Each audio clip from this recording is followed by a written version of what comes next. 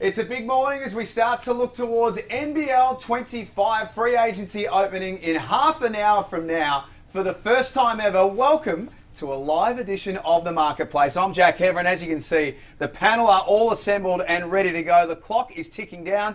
Pete Hooley, you've got all of your notes ready to go. This is going to be a very big morning. There's a lot to go on, I'm sure. And yes, I've got depth charts, I've got numbers. I've been diving into it over the weekend, and who knows what's about to play out, but I'm excited to get into it with you guys. Derek Rucker, good to see you. I think one thing's for certain, we're going to have a lot happen today. Certainly, and I'm looking forward to just seeing the new movements and how they fit into current playing groups, change in dynamics, how coaches are viewing their rosters from last season and the changes they needed to make. Because there are 6 teams out there that did make the Final Four, and Olgun, they got to figure out a way to get better. He is, of course, the best newsbreaker in Australian basketball, Olgun Uluc. We only got you for a couple of minutes here at the desk because there's a lot happening for you this morning as well, so thanks for being here. Yeah, this is probably as aggressive as every team has ever been in an NBL free agency period. Teams were really ready to get stuff done early. We're going to be here for a while. And so what you just spoke about, it's something that I do want to delve into a bit in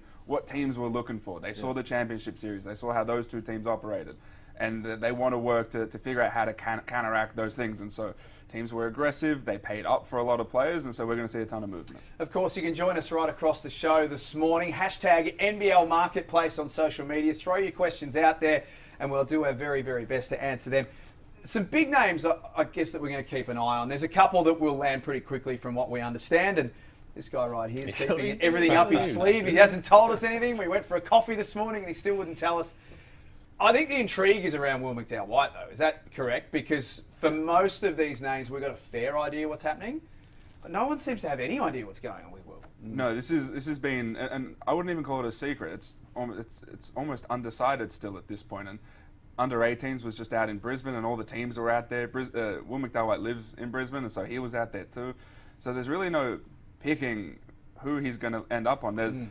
His decision is going to be super interesting because it's imperfect. There's no idyllic team for this guy to go to. Every team has their pros, every team has their cons, and so there's not even a front runner at this point. It's still up in the air with a few teams involved. So I wonder how that, from a team perspective, what they're thinking right now. You've probably got 3, 4, maybe even 5 teams that might still think they're in the race. There's anxiety. Yeah, there's among the teams that are in the mix, and they know who they are. Yeah. There's so much anxiety because they're just waiting for this decision. It's different to last year, though, when he was still the hottest free agent, where teams are waiting for that domino to fall and then fall into backup plans. It seems like, from what we're hearing, teams are moving around Will McDowell-White too, saying like, okay, well, we still need to have some other things in place. Regardless of what, if we get him, if we don't, we're going to build our roster around this other way, and that's the vibe that I'm getting from it. Whereas last year it was him and Keanu Pinder. Once Will McDowell-White decided where to go, the teams didn't get him, then had to go to Plan B, Plan C. I think it's a little different this year. Is there a perfect fit for Will? Is there a team out here, Ruck, and we've got all the depth charts, there's a lot of gaps obviously, but is there one that stands out to you as being the perfect fit for him? Jack, this is where the business comes in, right? Because there is a basketball perfect fit, but does that basketball perfect fit match his financial demands? So this is where it becomes a bit tricky. I think from a basketball perspective, Adelaide would be a great spot for him. I think also Brisbane would be a great spot for him. But where's the money? Where's the money? And if that's a priority to you as a player, everyone's different. But if it's a priority to you, then obviously you got to go get that cash. Pete, you know what's up. You got to go get the cash. Yeah, and I think, again, we talk about the names and the teams that we're hearing around, and Olgun would know a whole lot more with that, but then Tasmania have popped up, and you think about what that would do. Like, the culture-wise, they just won a championship. How do you view that coming into, okay, well, they just won a title. If I go there, do I have to think, if that doesn't work out, is that on me? Yep. If we do go and win it again, well, is that going to be that I just joined the hottest team that's in the comp? I think he'd thrive in that environment. I think he'd do really well under Scott Roth and with the pieces they've got around Will Magnay, Milton Dore. I think they'd be exceptional.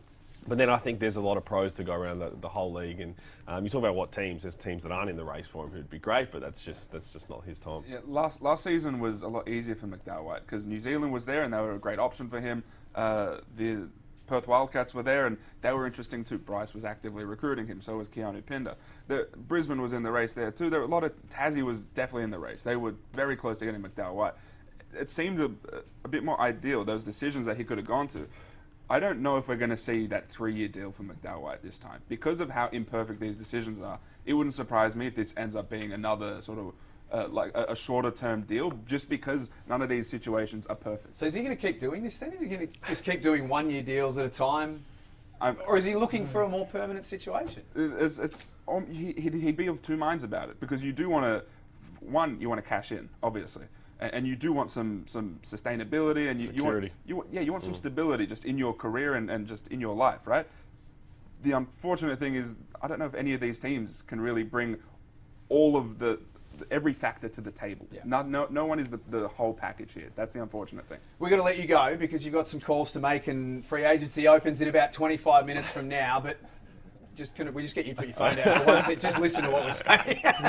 So he's locked in. His phone's going non-stop. It seems as though, and we're going to have a good look at it shortly, but it seems as though there's a couple of teams in particular who are going to do a lot of business today on day one. There's going to be plenty going on today. I think teams knew that they had to be aggressive. With every season comes teams being a bit quicker on the trigger with regard to reaching out to guys.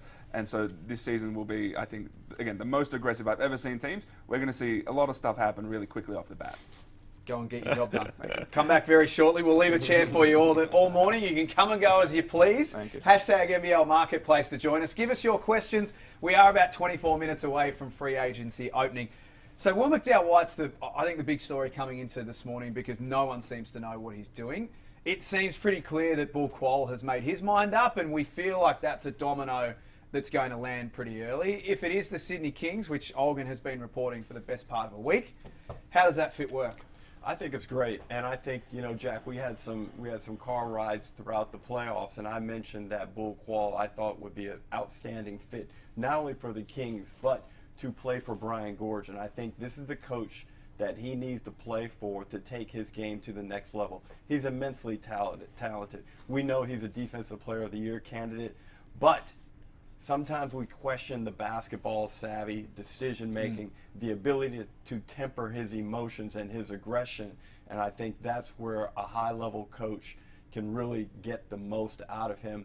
And also he gets to play in a situation where you're going deep into the playoffs.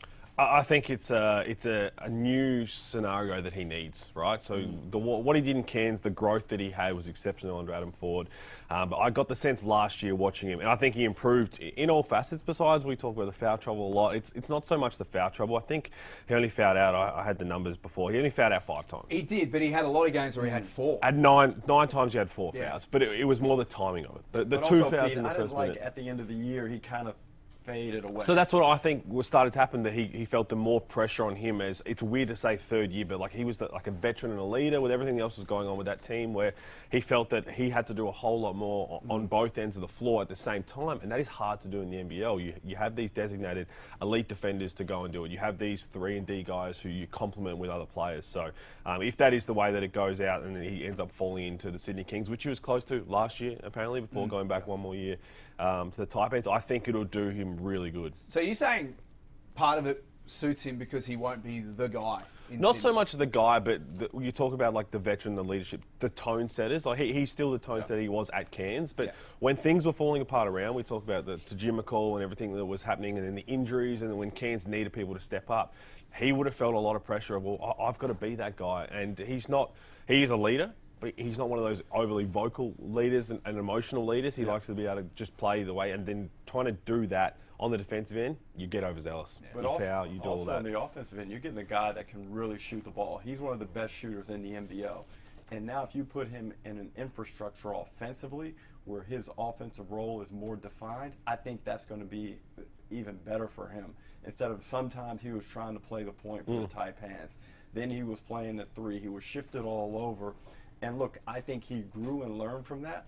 But in a more defined role, he'll be even better. I think to winning a championship-wise, he is a 3-and-D championship-winning team. Like, that's what he is going to thrive at. He's not going to be your offensive weapon, but he's going to be one of the best, if not the best, 3-and-D player on a championship-caliber team. Interested to see what Cairns do. Adam Ford is the master of making a lot with very little. We know that Cairns have got some limitations in terms of budget compared to some teams, but he's got a proven ability now to find diamonds in the rough, and it seems as though, and we'll wait and see what happens this morning, Seems as though he's got his eyes on a couple. One in particular is Kyron Galloway. That'd be a great pickup. I really liked what I saw from Galloway late in the season. Shot the ball exceptionally well. Broad-shouldered guy, good athlete, and still very young. There is some, I'm not going to say NBA, but some NBA lightish type stuff about Galloway that I really like. And also from Cairns and Adam Ford's perspective, Pete, maybe they had too many guys last year. Maybe he couldn't get that rotation right. Sometimes if you have 9 guys that you can play, some coaches are better off with 7 guys. It's the more I watch Cairns, so they had 6 games they won by double figures. I think it was 10 they lost by double figures. The inconsistencies were there, but the way that they played, the way that Fordy likes to play, you'd think that a fit like that is perfect. Yeah. To be able to play, they're always going to play quick. And for all the struggles they had inconsistently, they were the 3rd best defensive rated team, which is incredible to think. You lose 10 games by double figures. You lose a couple here and there by single points or whatever. They dropped a couple they just shouldn't have in the moment. But this gets to the next point is, we watched those playoff series and teams kind of bemoan the fact, oh, we just missed out or we did this, we were 3rd in the country in defense. But then you watch the level that it takes to play at once you get into the playoffs and you realize how far off you are as a side. And offensively, where do the Taipans live? They and the Bullets were 2 of the worst offensive teams in the league. They need to find offensive potency or structure, and where does that come in the free agency market? I'll tell you where it comes. It comes in the three-point line, I think, for the way that Adam Ford likes to play. So 2 seasons ago when they were really successful, the DJ Hogue was there, they averaged the most threes attempted per game, 31 per game. And again, when you're playing quick, when you're getting up and down the floor, you're letting that thing fly, that's kind of loose. They only took 23 threes a game. Not a lot, is it? It's not. It's a massive drop-off. But Miller and McCall weren't 3-point threats, and they had a lot of your usage. Right, correct. So and you look, they would have, what they had 2 seasons ago would have had them second last season in threes attempted if they continued on that trajectory. Same with Taron Armstrong. We know he's continuing to grow that part of his game, but the name that you throw up, Galloway, we saw what he could do with more minutes in Adelaide. That would seem to suit that style of play that is successful for 40 calls of the factory. That youth, just get up and down the floor quick. That would help them. There's a lot of names that will feature over the course of the next couple of hours, but one that is certainly seems as though it's looming large as of late last week is Jonah Bolden. Now, I think there was a school of thought, Ruck, that Jonah would head overseas, possibly somewhere in Asia, look to capitalise on his earning capacity, and fair enough as well. But reporting now is pretty strong that he will be in the NBL next year. And New Zealand at this stage, Olgun reported late last week, are the front runners for that. They are, and I think Jonah needs another year in the NBL. I didn't love the way he was utilized by the Sydney Kings this past season, but all the blame doesn't go on the coach and the coaching staff. Some of it falls back on the player. Yeah. And it wasn't a bad year in terms of returning to the league after so much time away, but it probably, and I want to be measured about this, it probably didn't reach the levels that I think his talent says it should have been. He showed signs of being able to shoot the ball, but then there's also maybe the dysfunction was so great within that Sydney camp, it affected him adversely. Different players respond to circumstances differently, and maybe he was sensitive to that. Maybe a change to potentially a New Zealand and a different culture could be the boost that he needs, because I still, Pete, believe that he's an NBA player. Yeah, I think that, again, you look at the team makeup, because they did very sparingly, but they put Geordie Hunter and Jonah Bolden on the floor at the same time. It just wasn't going to work in the NBL. The way that a lot of teams went small. You look at Melbourne United, Jack McVeigh, Luke Travers, and Tassie did it with Deng and McVeigh. Yeah, right. So they play small, so you can't have them on the floor at the same time. And what one brings positively for the Kings at the time, Geordie Hunter, and then Jonah Bolden was the other in stretching the floor. They're 2 completely different players. So I had to look at it. He only played, the most minutes he ever played in a game was 23. Last season. And whether that's a fitness thing or whether that was a fit thing with the rest of the team, I think you can get more minutes into him now that he's come back for a year and had the run in him for a season. You can kind of push that up potentially to 28, 30 if you need it in big games, depending on what pieces you put around, but something to complement his style a little bit more. To have a big who can step out and consistently knock down the three and become a threat, that does make you very potent on the offensive end as a team. Quick break from us here on Marketplace Live. We are now 15 minutes away from free agency opening. Don't forget, of course, hashtag NBL Marketplace to give us your questions. 36ers fans are queuing up. We'll get to a couple of those very shortly. And Nathan Sobey responds to Justin Schuller. This story is getting more interesting by the moment. Back shortly. This is the Marketplace Live. We've come to the end of another year, but never fear. We got the top 10 plays of the season right here. It's your Hungry Jack's NBL Top 10. At number 10, and yes, I said number 10, it's the Taipans for the win. Lat Man ain't playing. Lat's just a snake in the grass waiting to strike, and boy, oh boy, did he get a shot he liked. Lat Man with the best play number 10 in countdown history. On to number 9 for this cross-court dime from Denzel Valentine that's right on time. It's just a perfect bounce pass that's sweeter than a Hawaiian breeze as it slips right past Luke Travers' knees to get in at number 9. At number 8, this time the snakes get bitten. When Tyler Harvey's on fire, he's too hot to douse. That's why this dagger came from the logo of the Chemist Warehouse. Illawarra gets a deep 3 from Tyler Harvey to win the game and get in at number 8. We're up to number 7, and Denzel Valentine is back with another dime, but this time it's Jalen Galloway bringing the thunder against the Jack Jumpers. It's Jalen's destiny to be gravity-free, just ask the Tezzy's Marcus Lee. Galloway arrives on the fly to get by the champs and land at number 7. At 6, it's a tie game with time winding down, and the Tezzies don't really need a tray, but that don't matter when you got the confidence of Jack McVay.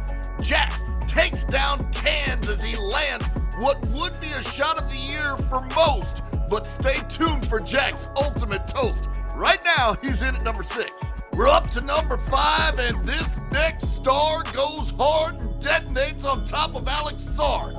That's next star on next star crime as AJ goes flying. Johnson didn't stammer as he arrived with a hammer to smack the Wildcats and get in at number 5. On to number 4, where we always get up off the floor, and here's Kawat Noy just bursting through the door and handing Isaac Humphries a seat on the floor. Kawat goes up chest to show him who's best and arrives at the 10 with a little extra zest. At number 3, you say you want a revolution? Well, Keanu Pinder has the solution. He's all alone at the throne to throw it home, so Keanu decides to bust out the nifty 360. The masked man delivers the slam as Perth gets in at number 3.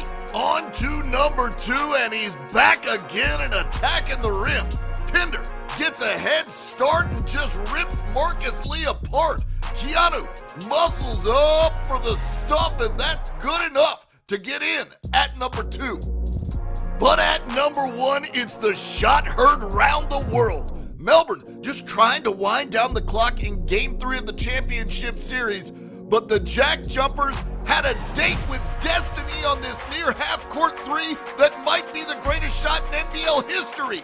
Jack be nimble, Jack be quick, Jack just delivered a championship. The Tazzies have done it, and Jack McVay's hero moment lands at number 1 on the NBL. Cut it! Great to be with us. Great to have you with us, I should say. This is NBL Marketplace Live. Hashtag NBL Marketplace to join us. We are now 11 minutes away from free agency opening. Olgun, we haven't even opened yet, and you've got something that you want to bring to the table. Yeah, we have a re-signing. Are you mid-tweet first? Are you going to let us know, or are you going to... He is too. Do you want us to just talk amongst ourselves while you tweet this? Give me 10 seconds. Yeah, that's exactly what he's doing. See, this is the joy of this morning, is that everyone gets to watch the magic unfold. Jeez, he's going quick too. You wouldn't want a spelling error here. I'm intrigued here. He came over hot. So am I. Phones. Nathan Sobey's comments we'll get to very shortly as well. Yeah, He's returned fire to the Brisbane Bullets in a few moments. So I've got Wani Swaka-Labuluk. He's signed a 3-year deal to return to the Illawarra Hawks. Okay. Now there's your depth charts. There's a team option on the 3rd year of that deal. And so that means that Illawarra is done from a local perspective. They picked up Dave O'Hickey's option. They only have imports to fill now. Yep. They're in talks with Tyler Harvey. There's nothing done there yet, but there's some mutual interest. But from a local perspective, Illawarra's done. So Dave O'Hickey only got 1 year. He had a team option, and they picked that up. Is that rough? We spoke about this on the last marketplace in the preview about what would look like it was going to eventuate with Jono Antonio with an option where both teams declined to move forward with a new arrangement. I thought we'd see something similar for David Hickey, especially after the way he played, where, hey, look, we're going to reward you with not only we're going to pick up your option, but technically we will decline it.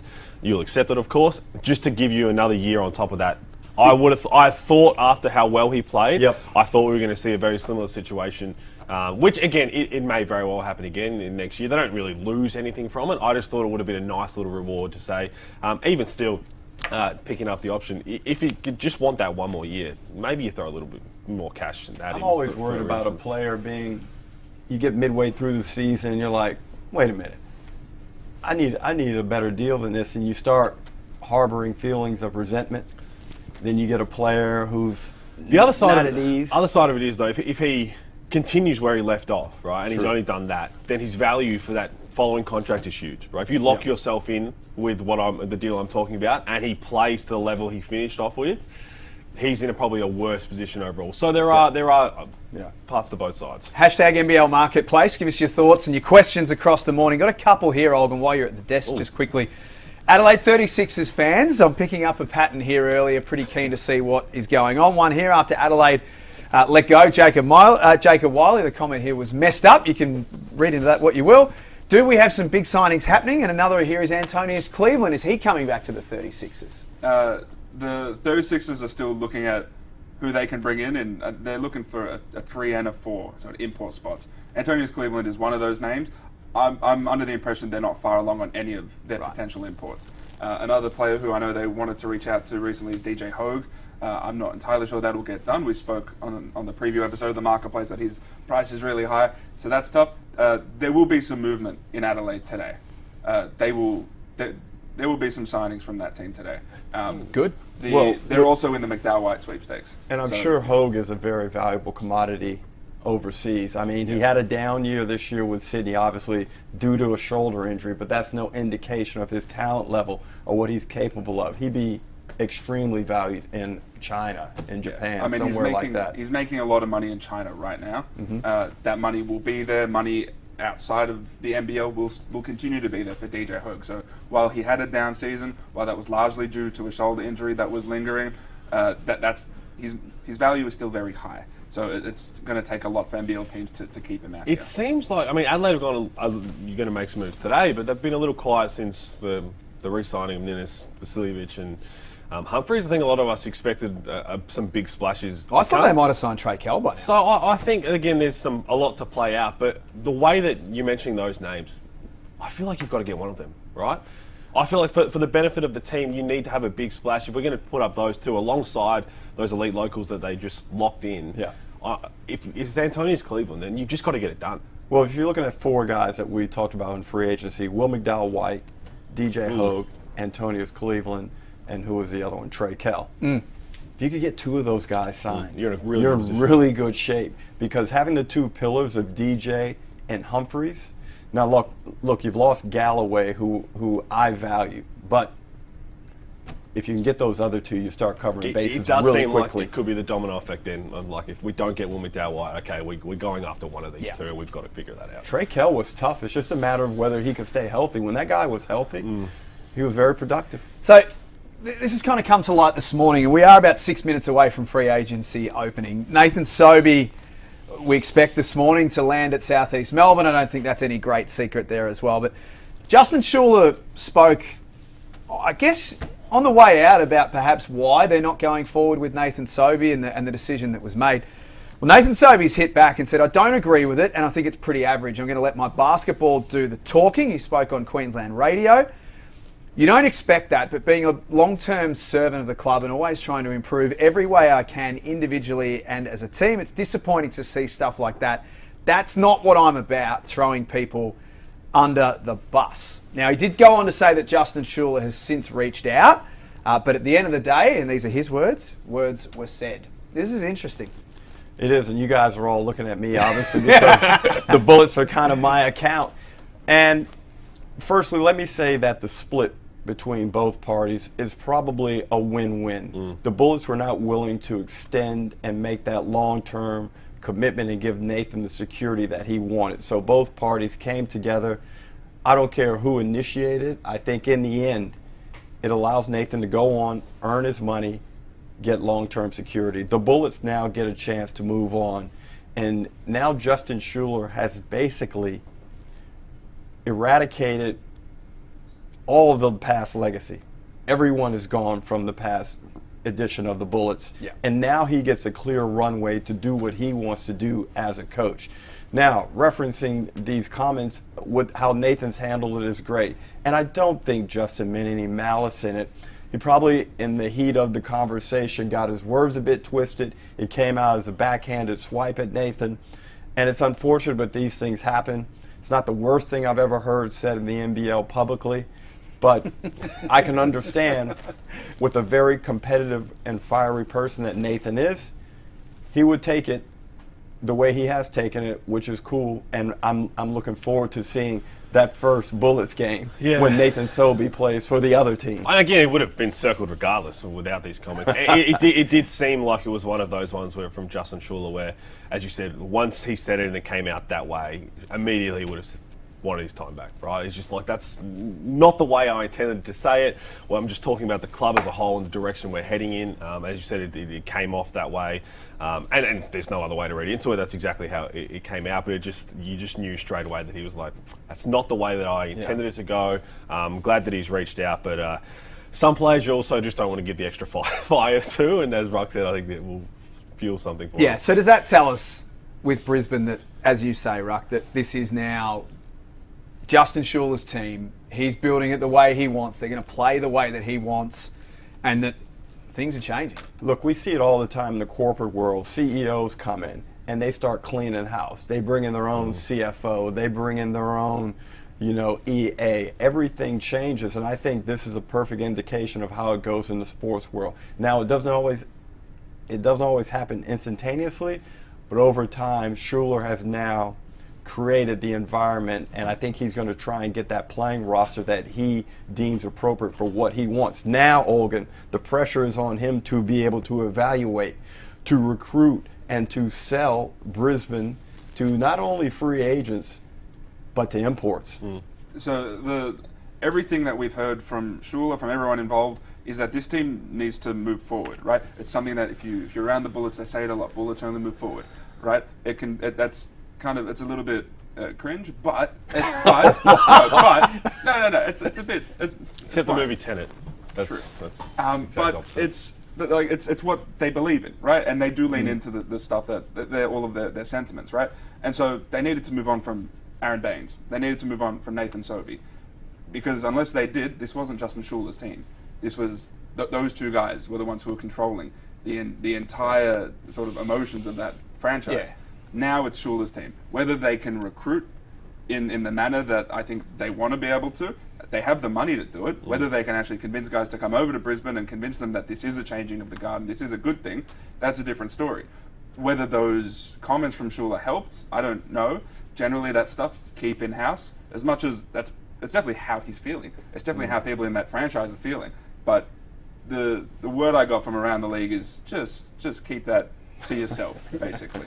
I know you're watching the clock, and there's a couple of minutes until free agency opens, and don't act like you didn't know, because you've got the timer set up on your phone. So we'll let you go and do your thing. You've got a couple, I think, to land very, very shortly. Hashtag NBL Marketplace to join us and to get involved. Just one on Tasmania before free agency opens in about a minute from now.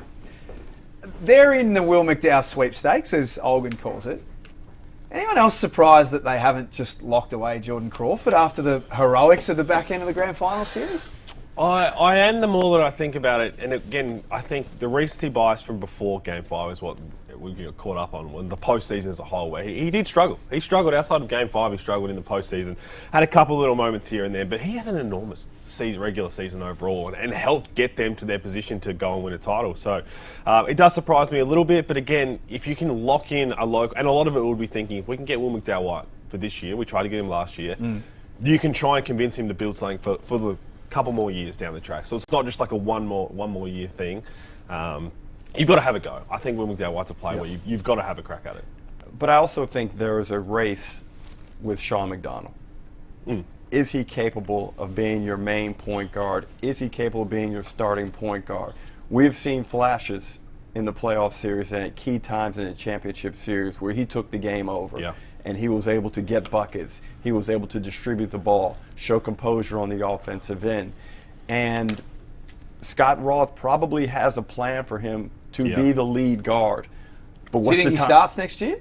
What's the timetable, Jack? Is it next season? Do you think he showed enough this past season and in the playoffs to expedite that process to becoming a starting point guard? Because if you do get him as a starting point guard, that opens up so much flexibility for that roster. You can go on, you don't need to get an import point guard, and you don't need to spend big money on Will McDowell-White. You can go get a more serviceable role-playing point guard that comes off the bench and go spend money on an import, big or anywhere else the need is required. But it's a very interesting situation. I don't love the fit of Will McDowell-White at Tasmania. Really? I'd rather have Crawford back than go with Will McDowell-White just because the incumbency. I'd rather go that way, Pete, than make that change.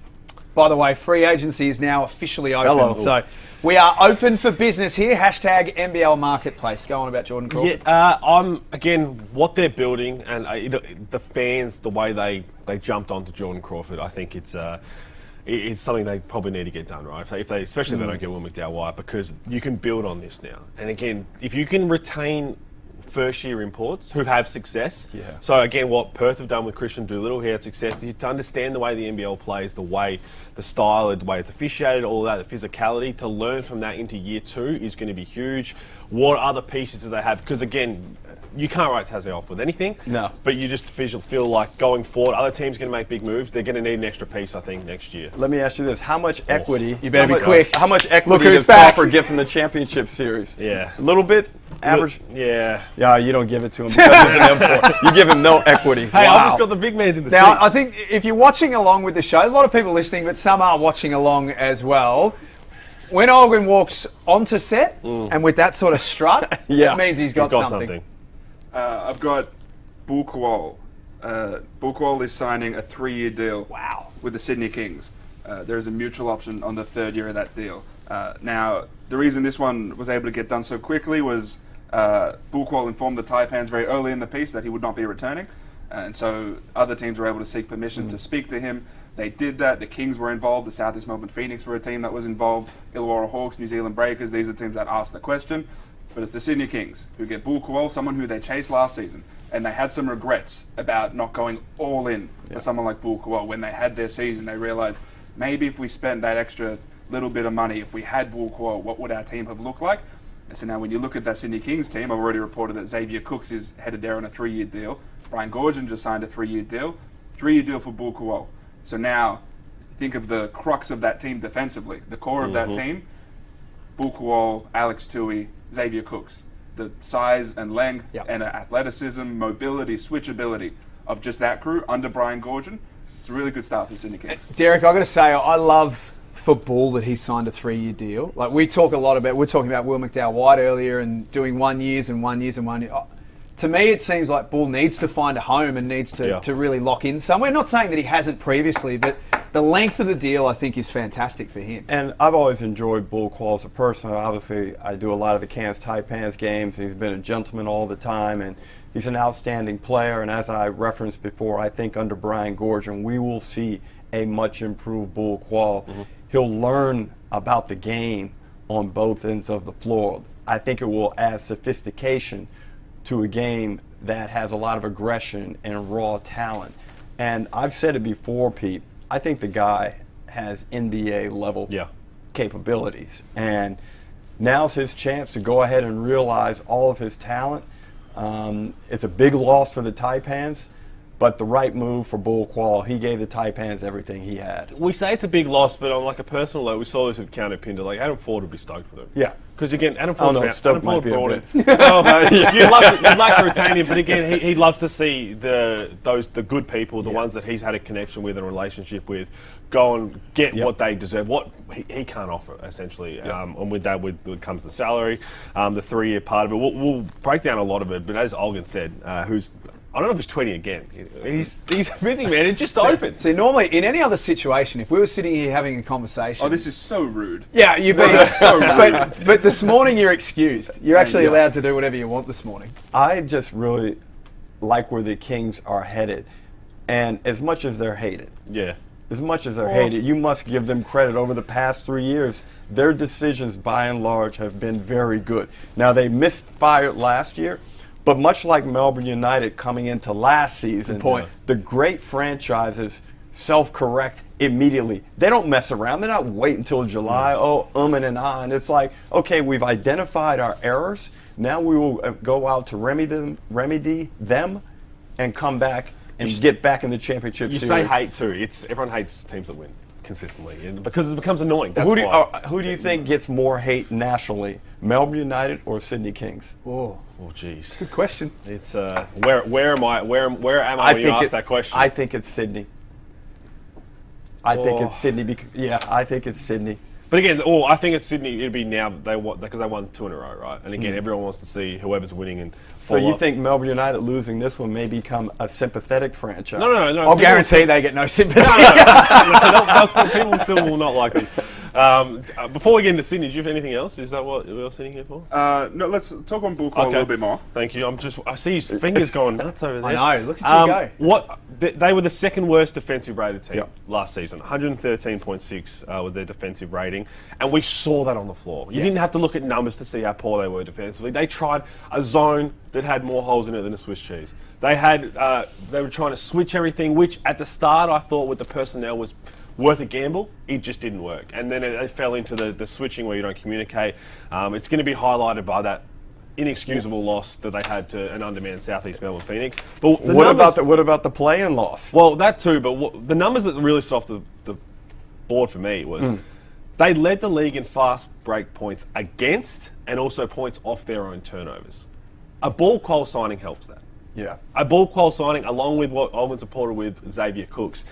If you want to win a title in the NBL, you have to be one of the top 3 or 4 defensively rated teams. There's just no ifs, ands, or buts. You have to be strong defensively to be able to get those kind of key pieces. Puts them, regardless of what other pieces you put around, it already puts them in a contention because they will play defense when it matters most, and that's what they need to do. And we're forgetting the Brian Gordons at the helm controlling that. And the other big key, other than the statistics, in NBL history, if you have a dynamic 1 and a good 4, that's one of the keys to winning a championship. It's been the way for as long as ever. We saw when Crawford finally got off with McVeigh at the 4. It happened for Tasmania. So my question is, where does Sydney go at the 1? Well, again, to complement now, as he reports with Xavier Cooks and Bull Kuol, they're going to have a bit of flexibility to kind of go there. They have notoriously in the past have nailed that point guard spot. I mean, we've seen that. Does Jalen come back? Well, you kind of look at the pieces that go around and what would work when Xavier Cooks was here. Last time with Jalen Adams, Bull Kuol scored in double figures 21 times. He only didn't hit a 3 in 3 games. He had multiple makes in 16 games. And you said he's one of the best shooters. When we think the best shooters in the league, we think Bryce Cole, we think Chris Golding, we think DJ Vasiljevic. Bull Kuol shoots 41% from 3. That to lock in as a 3-and-D on the wing with Xavier Cooks being able to be a playmaker, with whoever they bring in at the 1, all of that, their recipe for success is already there. Do we need to get you a little bell or something like that? Because I've got your notifications turned on here for your Twitter accounts. Every time you tweet this morning, I'm getting a notification. You've got another one. Yeah, so I got Jonah Bolden signing a 1-year deal with the New Zealand Breakers. Now this is someone who we all thought would be lost to the NBL. He had his, I think, an up and down, but like a largely good season with the Sydney Kings that earned him a lot of money wherever he wanted to go. I think he's playing in Puerto Rico right now. Correct. And so there are a lot of teams that were interested. A lot of teams thought that they'd be priced out of it. But the New Zealand Breakers, they're a team that is sort of reshuffling what they're doing from a local perspective. Will McDowell-White will not return. There's no expectation that Finn Delaney returns. He has a Euro so we've out. had a few questions about that. He has a Euro out in his contract. There's an expectation he'll take that. The Breakers are under the assumption that he won't be returning. And so from a local perspective, Jonah Bolden fills that hole when it comes to a high-level local. And they've already locked in Parker Jackson-Cartwright. We spoke about it the other day. The idea of someone like Jonah Bolden, the three-point marksmanship from him, opening the floor, widening it for Parker Jackson-Cartwright, it's a good sign for New Zealand. I also like that combination because Jonah's so good with decision making outside the three-point line. Not only can he shoot it, but he's an outstanding passer. His dribble handoff game is good. He's got a great understanding of angles as you get into pick and roll and DHOs. And as I said, I think this second year, Pete, he's going to take a significant jump. Knowing now also, I think he's a guy who needs clear and defined expectations. Not only role, but expectations. I'm expecting 15 and 10 from you every time you take the floor.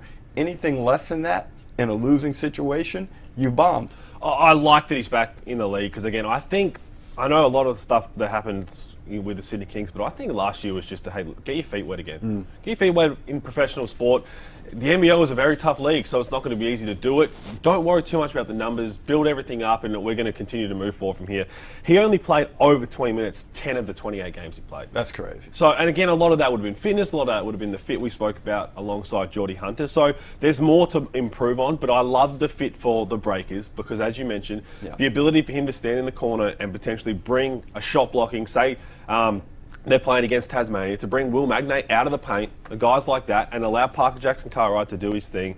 I think it's an exceptional get. And when they've had success, you look at the past. I mean, when Rob Lowe was there teeing off from outside, New Zealand, they were very potent offensively. It allowed Will McDowell-White to create a lot more. Parker Jackson-Cartwright's going to do his thing, but you just take a little extra pressure off him to have to worry about the trees down there. And a very niche thing that Jonah Bolden does, which a lot of people probably wouldn't notice, is his ability to advance the ball and outlet the ball after stops or even after scores. If you watch any Sydney Kings game, you would see Jalen Adams or Denzel Valentine or whomever racing up the floor, and Jonah Bolden would pass it into space and get the break going. With someone like Parker Jackson-Cartwright, the ability to give him a header steam, throw the ball into space for Jackson-Cartwright to run onto and push the break and attack in transition, which is where I think he is the most effective. That is something that I think Jonah Bolden really brings to this team. The other part I'm really interested in here too, and Derek, you've sort of known the family for a very long time. Obviously, Pete, you know Jonah as well. There's still this piece of Jonah that I think the general consensus is we've never really seen the absolute best of Jonah Bolden. Yes, he's gone to the NBA. But there's always been this kind of 5% to unlock. To me, it feels like if anyone's going to unlock that remaining 5% and get Jonah to his absolute optimum, it's a guy like Mody Maor, isn't it? I agree. And that's why I was somewhat hopeful that he would have stayed with Brian Goorjian. But Mody Maor is a great alternative. He's going to be frank with you. We know he's an outstanding coach. He loves his players. He's hard on his players. And I think any true baller, that's what you want from your coach. Another big thing, league-wide, Olgun, is we're losing a lot of bigs this year. So say JLA bounces out of the league, Haporti is gone. Geordie Hunter is gone. Baines is gone. Alex Sarr is gone. There are a lot of bigs that won't be in the competition or need to be replaced, and we don't know what their standard is going to be like. So it's key that you can get a local big that you're aware of what he's capable of doing. Hashtag NBL Marketplace. We've got a lot of your questions here that we'll get to very, very shortly. I know there's a lot of people watching on YouTube right now. We'll get to your questions in a moment as well. But just on the Breakers here, Olgun, your story's now dropped via ESPN.com.au. There are a couple of extra layers here for the New Zealand Breakers. It's not just about Jonah Bolden. There's a couple of names that we can add to their depth chart as well. That's right. And when I speak about that reshuffling of their local core, that includes... now includes Mojave King, who is signing a 1-year deal with the New Zealand Breakers. It also includes Mitch McCarron, who is signing a 2-year deal with the New Zealand Breakers. So they're not messing around. So all of a sudden, they've gone from McDowell-White leaves, Finn Delaney will leave, Isaiah Liafa will leave, and they now bring in Jonah Bolden, Mojave King, and Mitch McCarron. There's something in Mojave King that Mody Maor likes. There's an untouched talent there. There's some potential. Whether he reaches it, we don't know. But at the very least, Mojave King is the idea of an excellent basketball player. So I know you know Mo really well. Yes. I feel like everything that we just said about Jonah and unlocking his absolute potential under Modi Mayor, times that by 10, I reckon, for Mojave King. I think Modi is the perfect guy for Mojave King. Well, I can disclose that they had some pretty frank conversations about drive and motivation and aspirations, and I think Mo was able to satisfy Modi's questions, and now he gets the opportunity. And let's keep in mind, Jonah Bolden, at the age of 27 and a big, is still learning the game and still developing. Bigs don't really hit their mark until 30, okay? Mojave King is 21. Yep. He's 21 years old. He'd still be in college potentially. He's played 3 years as a pro already, and there is a lot, or is it 4? 4 years as a pro. 2 years as a next star, one Ignite, Yep, one in the G League. 4 years as a pro. Yeah. He's still figuring out what it's all about. I saw him Thursday night in Brisbane, and he's hungry. He's had a bad run with injuries, but at some point it comes down to you. You got to look yourself in the mirror and say, it's my time. It's time I become a professional. It's time I start handling my business. And I think now he is in a situation where he gets that opportunity. I'm just envisioning alongside Parker Jackson Cartwright, and I see so much success there to get up in the open floor. It might mean they play a whole lot quicker than they did last year, but just in terms of that team layout now, and you talk about depth chart, which we'll get into. Will McDowell-White and PJC are two completely different players. They're both exceptional guards, there's no doubt about that, but what Will McDowell-White sees is different to PJC, and I just think about how quick PJC is in the open floor. Mojave King's going to be the exact same, and what they could produce going forward. Plus Jonah, and again spacing the floor. That's really strong steps forward for a good team. And they were 8th best defensively rated last year in New Zealand, which is not what Modi Mayor is all about. So you know that he would address that. But yet they gave up the 3rd least amount of points. So they had their issues, but they could also hide them at times. If they didn't have injuries, we're talking about a completely different season for New Zealand, no doubt about that. So I do like the way that they have lost some pieces. They lost pieces last year from 2 seasons ago as well. But I do like that where this could potentially go, because it's kind of an unknown and kind of an X factor, right? If this goes the way that we're talking about right now, under Modi Mayor, then this is a really, really positive movement here. And we shouldn't forget Sam Menenga either, should we? Who joined before this all started. So another one that can play up tempo and shoot the three. But I thought 2 months ago, I was doubtful as to whether McCarron could find another good, suitable spot. I think this might be the perfect place for him to go. We talked about Will McDowell-White perhaps winding up with an imperfect decision. This has been perfect for Mitch McCarron. He gets to come in there and be a real complimentary player, which is where I think he's most comfortable. I don't think he wants the game-to-game expectations. And like you said, playing off PJC, if he's on the floor at the same time, being that secondary ball handler, we know he's got the talent. He's a great creator. He has good court vision, and I think it's another good signing. So McCarron shot it well last season. So you can envision a situation where he plays alongside PJC. The other thing is there weren't many point guard options from a local perspective this offseason. Once Sean Bruce re-signed in Sydney, there's not much out there. You give me the free agent list, and you find anyone who can handle the ball, right? And I'll give you the ghost of a point, right? You won't. He's doing funny stuff now. You won't find that, right? And so Mitch McCarron was really sought after, right? The contract. Well, look how quickly the Bullets stitched up Norton. 100%. They 2-year extension for Mitch Norton, because having a backup point guard who can actually handle the ball. When we talk about, and this is really important, the 2 teams that are in the championship series, Tasmania Jack Jumpers and Melbourne United. These are 2 teams who had a lot of depth when it comes to ball carriers.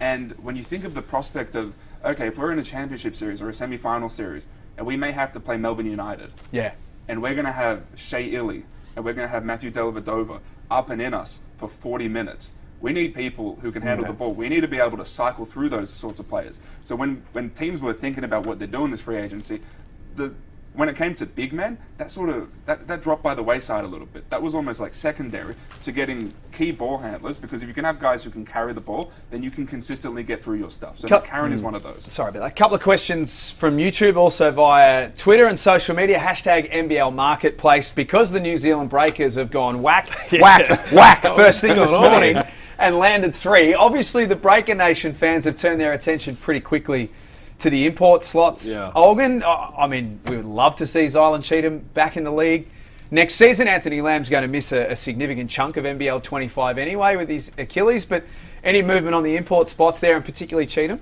Not yet. I'd be surprised if either of those two returned. I wouldn't expect either Cheatham or Lamb to return. One thing that is for sure is that I think for 2 seasons in a row, the Breakers have nailed their imports. Yeah. They've had the best import trio 2 in a row. twice in a row. Now, that is an impressive thing to do. Try and do it again. They have an infrastructure in place that allows them to go and get high quality imports and potentially get them for cheaper than other teams around the world may be able to offer them. So there is a level of trust in Modi Mayor and the people who did in that franchise who recruit imports to be able to go and get high quality ones. And Parker Jackson Cartwright was huge. A home run. Being able to get him straight off the bat, making sure that now at least one of your 3 imports, is an all-NBL first-team caliber guy. Modi saw something in Parker Jackson Cartwright, and this is what makes him such a genius.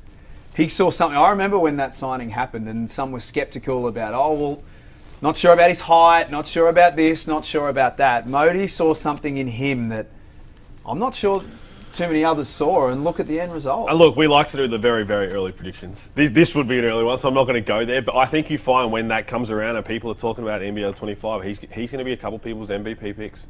I mean, he's a top 3 MVP last season. Again, he understands the league now. You're putting some other pieces around that are going to complement him. And this is what those championship caliber teams do. This is what the teams that have made big moves is you find your 1, maybe 2 guy, but your main piece, and then you build a team that complements that main piece to have success. Because a lot of the way that we talk about it, and we've seen it, is your championship caliber guys, your superstars are going to get you to a championship series. They're going to do that. But that core is going to win you a championship series. You mentioned Sean McDonald for Tassie. Sean McDonald, Jack McVeigh stood up in the championship series. Milton Doyle, Jordan Crawford, they helped them get there. Times in the past, Bryce is going to help. He's going to get you there. Jalen Adams and Xavier Cooks going to get you there. But then the core is going to win it for you. That's kind of the avenue it looks like the Breakers are going down, which is a very strong recipe. Couple of questions from Twitter. One from Tim here. Hashtag NBL Marketplace. Could we be about to see the fastest paced Breakers team in franchise history with these signings? No doubt. Well, we mentioned it before. We know that the guards all want to get up and down. And, someone like Mojave King is going to need that open space to operate. And I really like the combination. Sometimes you can have too many guards. I don't think you need 4 quality guards like Melbourne United did this year, although it worked out pretty well. I think 3.5 is about the sweet spot where one guy probably understanding, I may not get more than 10 minutes a game at times. So the combination there is good, but I really want to see that pace will be dependent on what these next 2 import signings look like. If they go after Greyhounds like out on the wing or a 3-4 guy, if they brought Cheatham back, that would be fantastic. They were the second lowest pace team this season, tied with Tassie basically as the slowest team in the competition, and they were in that position the last 3 seasons as well. So it does seem like they're going to go down a different path. But back to the McCarron signing, why I like that as well. He is more of that. We spoke so much. Can they coexist? Can Will McDowell-White and PJC coexist? I think the timing of the injuries with everything didn't help that.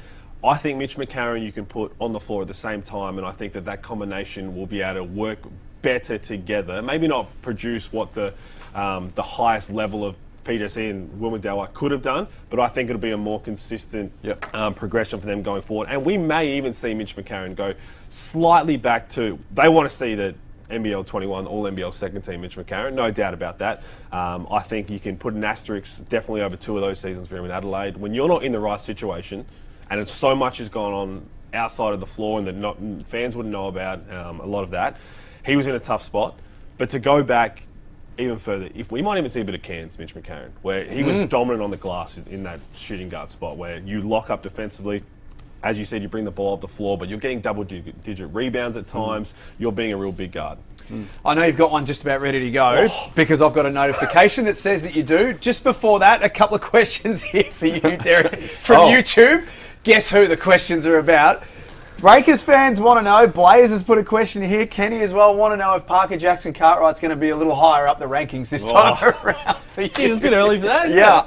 Not in New Zealand, it's not. They're 2 hours ahead. I think I was quite clear towards the end of the season that I would have amended Parker, and I would have probably had him around number 5. But I'm not sure if I'm going to be asked to do a preseason top 15. Oh, you Guarantee. will be. Really? Okay. It's a lot harder than I did the year before. It is a lot harder. I mean, he was outstanding. And I think he has really revitalized the little guy in the league, along with Jordan Crawford doing his thing in the championship series. But he is a guy who, if I were speaking to Parker Jackson Cartwright, now keep in mind, at the end of NBL 24, he went over to Turkey, played at Galatasaray, didn't work out, and he left. This is a guy who should stay in our league for a long time. Get your citizenship, get whatever it takes. He can play in this league for extended years. I'm talking 10 to 12 years. Olgun, next.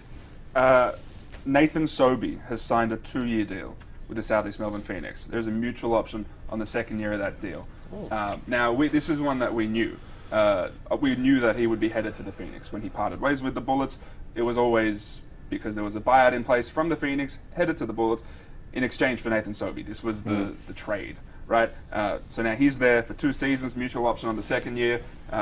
This, along with Mitch Creek, they're the 2 high-level locals on this team. This was a renegotiation. Obviously, the contract with the Bullets basically became obsolete. Renegotiate with the Phoenix. Why only a 1 year and a mutual for a second? He's going to be 34 by the time NBL 20. That's when we spoke about security and moving on. I thought it would be a 2+1. That's what I thought. I'm a little bit shocked of the 1+1. But I mean, the key obviously is the numbers. If it's significantly higher than what he was being offered at Brisbane, then okay, it's a better situation. There you go. That makes sense. So, but I would have been pushing for 2+1. And can we talk about the mutual option?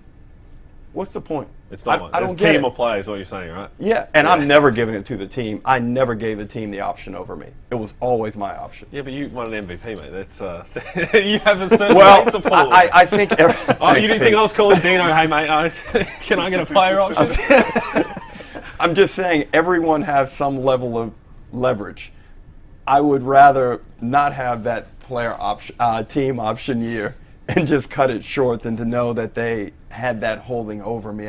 It would make me feel uncomfortable. Do you believe in mutual options? No.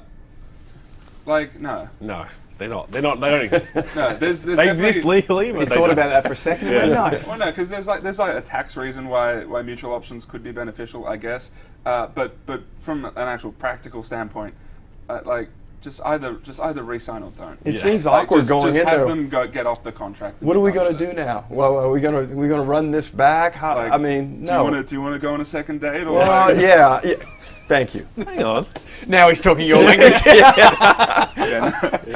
Never stay away from that. Yeah, that's interesting. It does seem, I don't know, hashtag NBL Marketplace to give us your thoughts, Phoenix fans, but I suppose there would have been a perception it would have been at least 2 for Nathan Sobey, and then like you say, Pete, the option for a 3rd. Yeah, if there's an option going to be involved one way or another, I thought it would have been a little bit more. Would have been around 37 with the deal. We saw the extension for Chris Golding in Melbourne United. But Sobey showed us last year that he's not slowing down anytime soon. He came back off the injury, and I thought he was exceptional.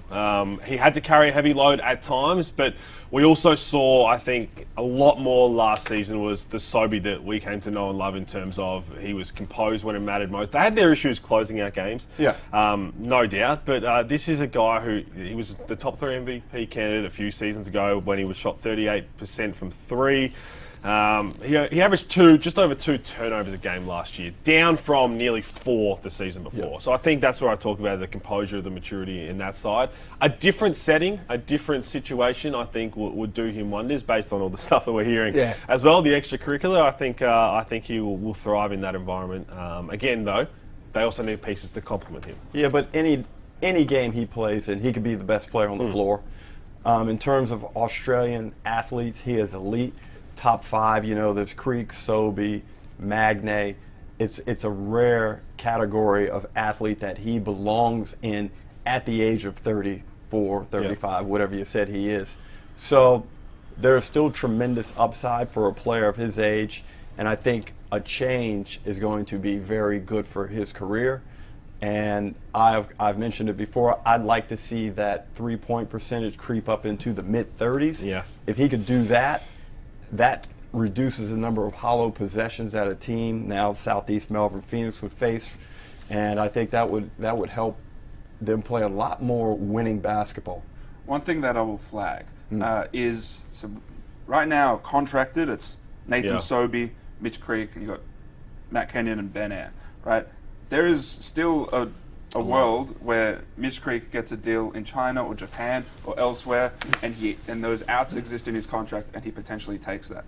There is interest from the Phoenix in someone like Jordan Hunter.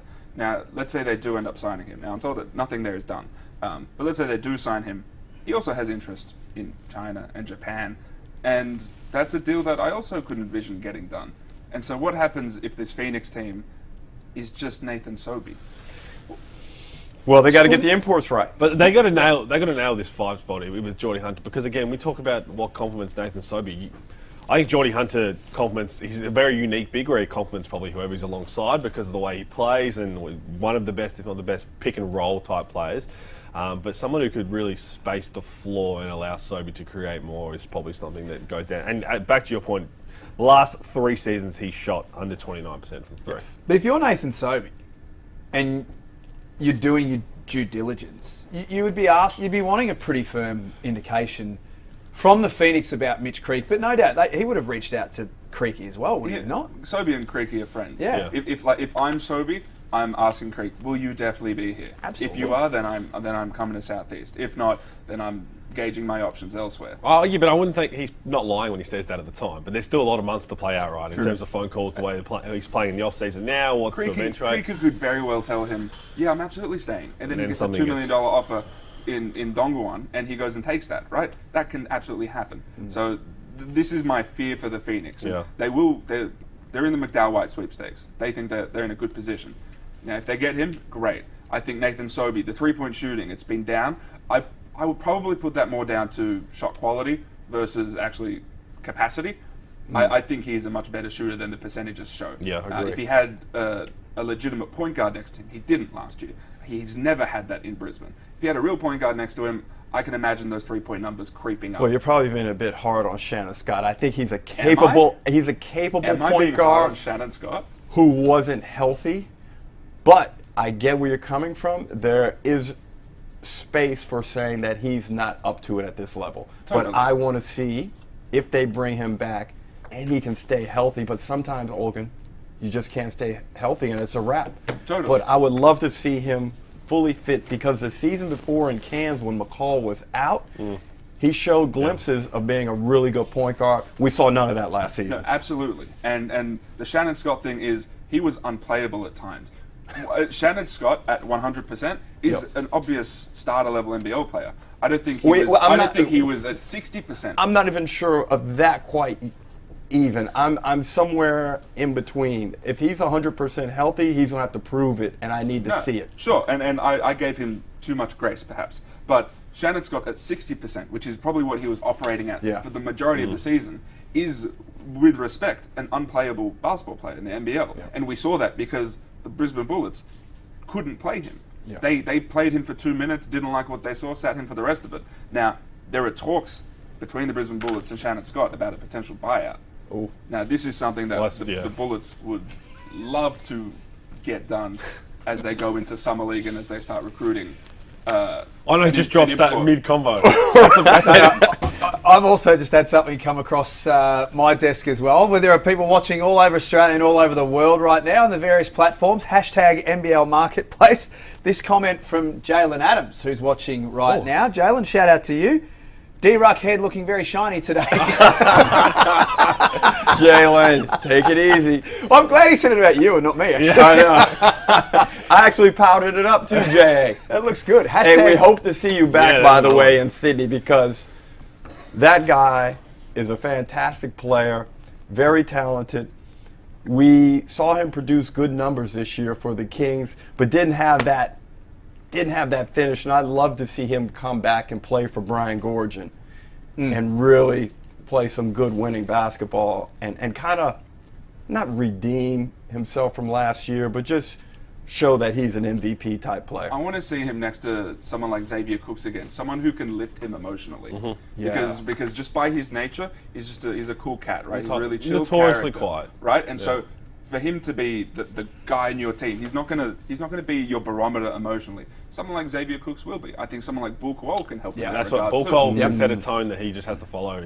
Totally, and so if Jalen Adams can just exist as, I think, one of the most talented players in the NBL, but can just play within himself and not have the pressure of being the emotional leader as well, then I think he could be a really cool fit. Is there mutual interest to go forward? Is there anything on that front? There's some interest from the Sydney Kings, Jalen.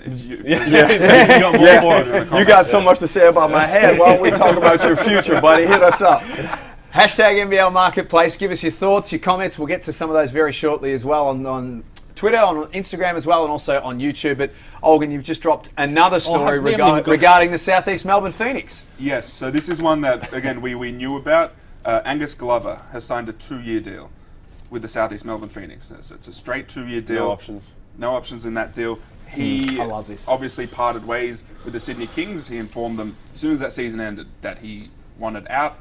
They worked with him to figure out a landing spot for him and a buyout situation, similar to the Sobey situation, similar to the Menenga one. So Angus Glover heads to the Southeast Melbourne Phoenix. He is a wing shooter that they didn't have last year, that they haven't had for a little bit. That this is the Craig Moller spot, the Ruben Tarangi spot. These guys aren't high level shooters that you can put on the wing and have your advantage creators play and have those guys play off them. Angus Glover is that. Jack, let's switch roles here because I know you love Glover. Go for it. Take the expert. He was I'm not here. No. We want to. Because you have been. You were accurate early on in the piece saying that the Kings needed to play Glover way back in November when things were going wrong and they needed defensive punch. And, it's good to see him get that opportunity to go out and show what he can do. And I actually like the Glover-Sobey combo. Yeah, it could catch fire, couldn't it? I just think Angus Glover is a guy that, yes, he's not the best player in the league, but he's a guy that you can... I would imagine if you're a coach, and for Mike Kelly now this year, you're going to put Angus Glover on the floor and you'll know that you'll get 100% effort 100% of the time. Yes, he'll do some things wrong. Yes, he won't knock down all of his threes, and he was in a real funk at the start of the season shooting the ball, and it got better at the back end of the season. But you'll never, ever have to worry about whether this guy is going to give you effort. And I think for a team like the Phoenix, for a coach like Mike Kelly, and even for the Phoenix Heartland and their supporter group, they're going to fall in love with this guy really quickly. Two things that both of these signings going to the Phoenix, I think, is huge. Is they haven't really nailed that shooting guard spot, right, since they've been in the league. And again, Brockhoff, when he was healthy, started to get rolling and everyone's like, this is what we wanted, then got injured. So it was really unfortunate, the timing of his injuries, and he plays in the 3 as well, in the small forward. But before that, I mean, Trey Kell didn't succeed like he did in Adelaide. Before that, it's back to Ben Madgen. Ben Madgen was the one who was really good for them in their inaugural season. So it's been a while since they've nailed that spot, which has put a lot of pressure on Mitch Creek, which has put a lot of pressure on their point guards, whether it was Gary Brown, whether it was Kiefer Sykes, whether it was Roberson. So this is a good position. But also, you go back to what we saw last year. I mean, they had so much out of their control injury-wise. They also had a lot of parts in the last 2 years where they just were flat, even at full health. And everyone was like, what's going on? That will not happen with Angus Glover on the floor. You know that he's going to go out there and play one way, and then the rest of the team, Mike Kelly's like, we're either following his lead if we're doing that. If Mitch Creek's there, he's going to do the same, or you're going to sit down. So I think that it's a really good signing for both parties to move Speaking of signings, when they go out there and get imports, message to Tommy Greer and Simon Mitchell, compromise talent for durability. I think that's part of the offseason. Let's just get somebody who can play for me. 85% of the games. Just play for me. Yeah. That's better than having Mr. All-World sitting over there on the sidelines, waving the towel, cheering. That's not getting done. That's not getting anything done for me. I need durable bodies. Yeah, I agree. Back to your point, the fact that this Phoenix team has never been able to recruit even sort of capable bench shooters, things like that, it's been really frustrating because it's a team that has recruited okay at the point guard spot when it comes to imports. But you have Mitch Creek and you had Alan Williams, you had two post guys, and you theoretically you surround those guys with shooters, with spot-up shooters. They just didn't do that. Well, they did go and get Brockhoff. Again, the injuries didn't help that. So a lot of Ayer's a good shooter, and a lot of that's been out of their control. But how much also do we look at what they have to build on it, or just give an asterisk because of all the injuries last year? Worst defensively rated team, worst offensively rated team. They gave up a league high points in the paint, which is something that was a concern at the time. When you mentioned Creek Williams, they gave up a league high there. Lowest scoring team in the league, were the best offensive rebounding team. But again, they also need points. They need production, and it's not just from the starters. They need production to come from the bench. Their bench has been underwhelming the past few seasons, and so this Glover deal, 2 years, that helps that a lot. And he can start if you need him to start and play 100%. 35 minutes a game. 100%. And again, I do love it for Glover. Sometimes you just need a different situation. He's still young. He averaged double figures when he played more than 20 minutes. He only played 7 times more than 20 minutes. He averaged double figures when he did that. So again, you're going to get the production. But back to your point, you're going to get that type of player that is great for the culture to what you want to move forward with. So two very good signings for the Phoenix to keep things I think they need, for this Phoenix team, they need a bit more consistency, don't they? Like that. At times, they've looked fantastic. I mean, we think about they were a couple of minutes away from making a grand final series in the COVID year when they played Melbourne in Sydney. But they win. Yeah. We keep going back to that. If they don't fall apart in that second half of the empty Kudos Bank Arena throwdown series, because Bryce was injured, the Melbourne United went and won, they would have had a title to their franchise already. But since then, one thing that they have lacked is consistency, consistent effort. And yes, they've had injuries. And I think your point, Ruck, is a fantastic one about the imports, that they've just got to get guys who can play regularly. Abdel Nader, as an idea, was fantastic. And you could argue it was worth a throw at the stumps, but it didn't work because he wasn't out there. I've got something more on that too, because I spoke about their recruiting in the shooting guard spot. Every point guard they've had has been more offensively scoring focused than it has. So again, if they can get Will McDowell-White, and then you go after an elite scoring three-man, Mitch Creek if he's there, and again, Geordie Hunter signing potentially. But everyone else has been, from John Roberson, Kiefer Sykes, Xavier Munford. Again, they've all been score-first point guards. Will McDowell-White is not that, and I think that it would benefit them going forward. Maybe that's where they're looking at is, hey, we've had 5 years now of going in this direction with import point guards.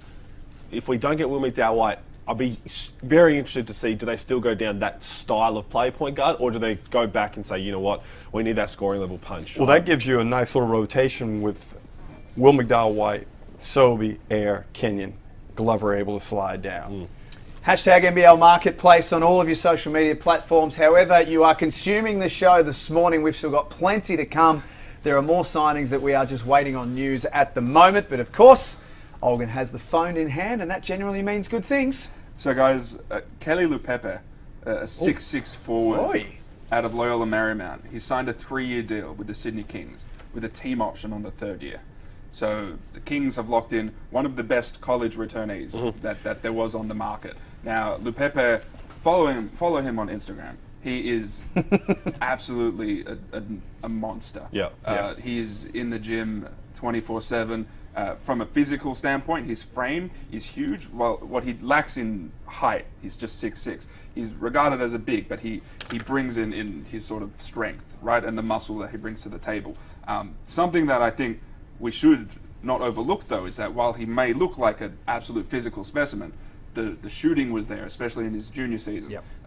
He is a high-level passer as well. And so when you speak around the league, who does Kelly Lupepe remind you of? Nick Kay? No. People are saying sort of like a Mika Vukona sort of mold. Oh, okay. Right? And Did Mika shoot 44% from three? No. That's why I said if Mika Vukona played in 2024. Yeah. Right? And so that's what the Sydney Kings are getting. They get a really high-level, young, local big. Love it. Undersized guys, especially in the 1, the 3, and the 4 go really well in our league. And where they may not be able to thrive in other places in the world, if they have the tenacity that we know he has and enough skills to differentiate yourself and make you a tough inside-outside matchup. We saw it in the final series with Gary Clark. He's that undersized 4 in our league. He's very hard to deal with. Guys like that can do a lot of damage. And also, he's not going to be under any pressure to come in and perform right away. He gets a chance to learn the league and train against really good guys. And again, playing an outstanding system. And I think when there's that lack of rush to your development and your need to produce, it allows players to learn the game and settle in. I think it's terrific again, but he was training with us at Melbourne United 5 years ago before he went to Loyola. So again, and around 5 years ago, around then he was again Beastie. almost body ready to be able to play in the NBL. Then to have those guys that go over there, and he said he's a gym junkie, loves to get in there and lift weights. We just saw the highlights there. He's just scrappy, rips things down. That is a recipe for success going forward. To come in having the body to translate to a professional league as physical as the NBL. Got some Barkley about him. He's got. That's what I'm saying. And but again, he had the season. He shot 44% from 3, averaged double figures in Division 1 since he was a freshman. So again, he's continued every year to get better, understanding, and I think that he is going to have a lot of success in the league because he's just going to be able to throw his weight around from day one, and that's going to help benefit him. How many teams were interested in his signature? Most of them. And they were also interested last season too. There were rotation spots in the NBL last season for Kuol Pepe. And people were surprised that he returned to Loyola Marymount. And so he was one of the most sought after college guys this cycle. Another thing on the Kings is the Xavier Cooks contract, that 3-year deal. That contract's been executed, so that is official. That contract is done. Xavier Cooks is headed to the Sydney Kings. And what they've done, when you look at just those guys, and they're not done yet, but just the guys that we've mentioned, Kuol, Kuol Pepe, Xavier Cooks, it's adding a level of passion and toughness without sacrificing sort of any sort of like bad off-court mojo.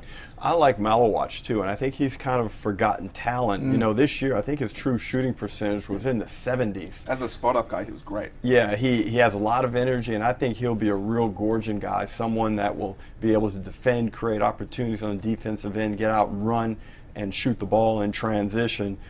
I put a little flag next to his name for this coming season. We're going to take a look at some of the depth charts a little later on in the show this morning and see how it all fills out. There's obviously a lot of information happening right now. Quick break from us. You need a break? There's a lot going on. We need a coffee. We've just gone for an hour straight. Hashtag NBL Marketplace to join us on social media. We'll get to some of your questions very, very shortly, and we'll recap everything that's gone on from what has been a dynamic first 45 minutes. This is Marketplace Live. Because we saw you at the awards, and before Jack even got to finish the question of how you are, you said you were all good. How you doing? I'm doing well. In the beginning of this whole journey, I was juggling whether do I stay in New York and get treatment, or do I come back to Australia. The best decision that I made was coming back home to Australia. Now, when I say coming back home to Australia, I truly mean that. New York City's my hometown. Australia's my home. I truly believe Australia, this place, is gonna save my life. I truly believe that. How are you feeling throughout all that time? Because that's before the diagnosis. You said you do it every single year. You just welcome new addition to the family. I'm grateful to God for my 24 hours. Today can be a great day. You can have a great week. And then it can turn. It didn't hit me then. There was so much going on in such a short period of time. And I was just like, what's happening? Those cramps that I was getting, I had pain medicine, I had painkillers, and they did nothing. This Isabella, make sure I spend that daddy-daughter time with her. Obviously, with the new addition to the family, we have Gabby as well. And I've messed up in life. I'm not perfect. But I always wanted my mother to be able to say, that's my son. I always wanted my daughter, but my daughters to say, that's my father. The basketball community, the NBL, the Kesselman family, all of that. it seems that you're not fighting alone. We know that. But it's even more than you would have ever dreamt of. 100%. The reception that I've received from everybody, the NBL family, because that's what we are. We are a family, have supported me and showed me so much love. You'd be a fool to leave a place that's showing you this much love and appreciation. You'd be a fool. I ain't no fool.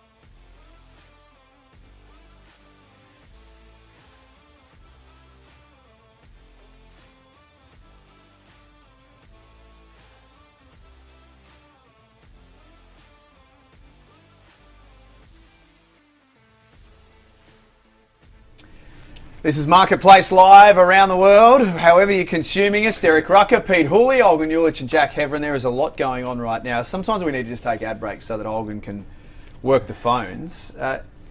Everyone's asking, have we got any update on Will McDowell-White right now? All I've seen is your thumbs working to the bone this morning. Have we got any update as yet? No update. no. Is that frustrating you?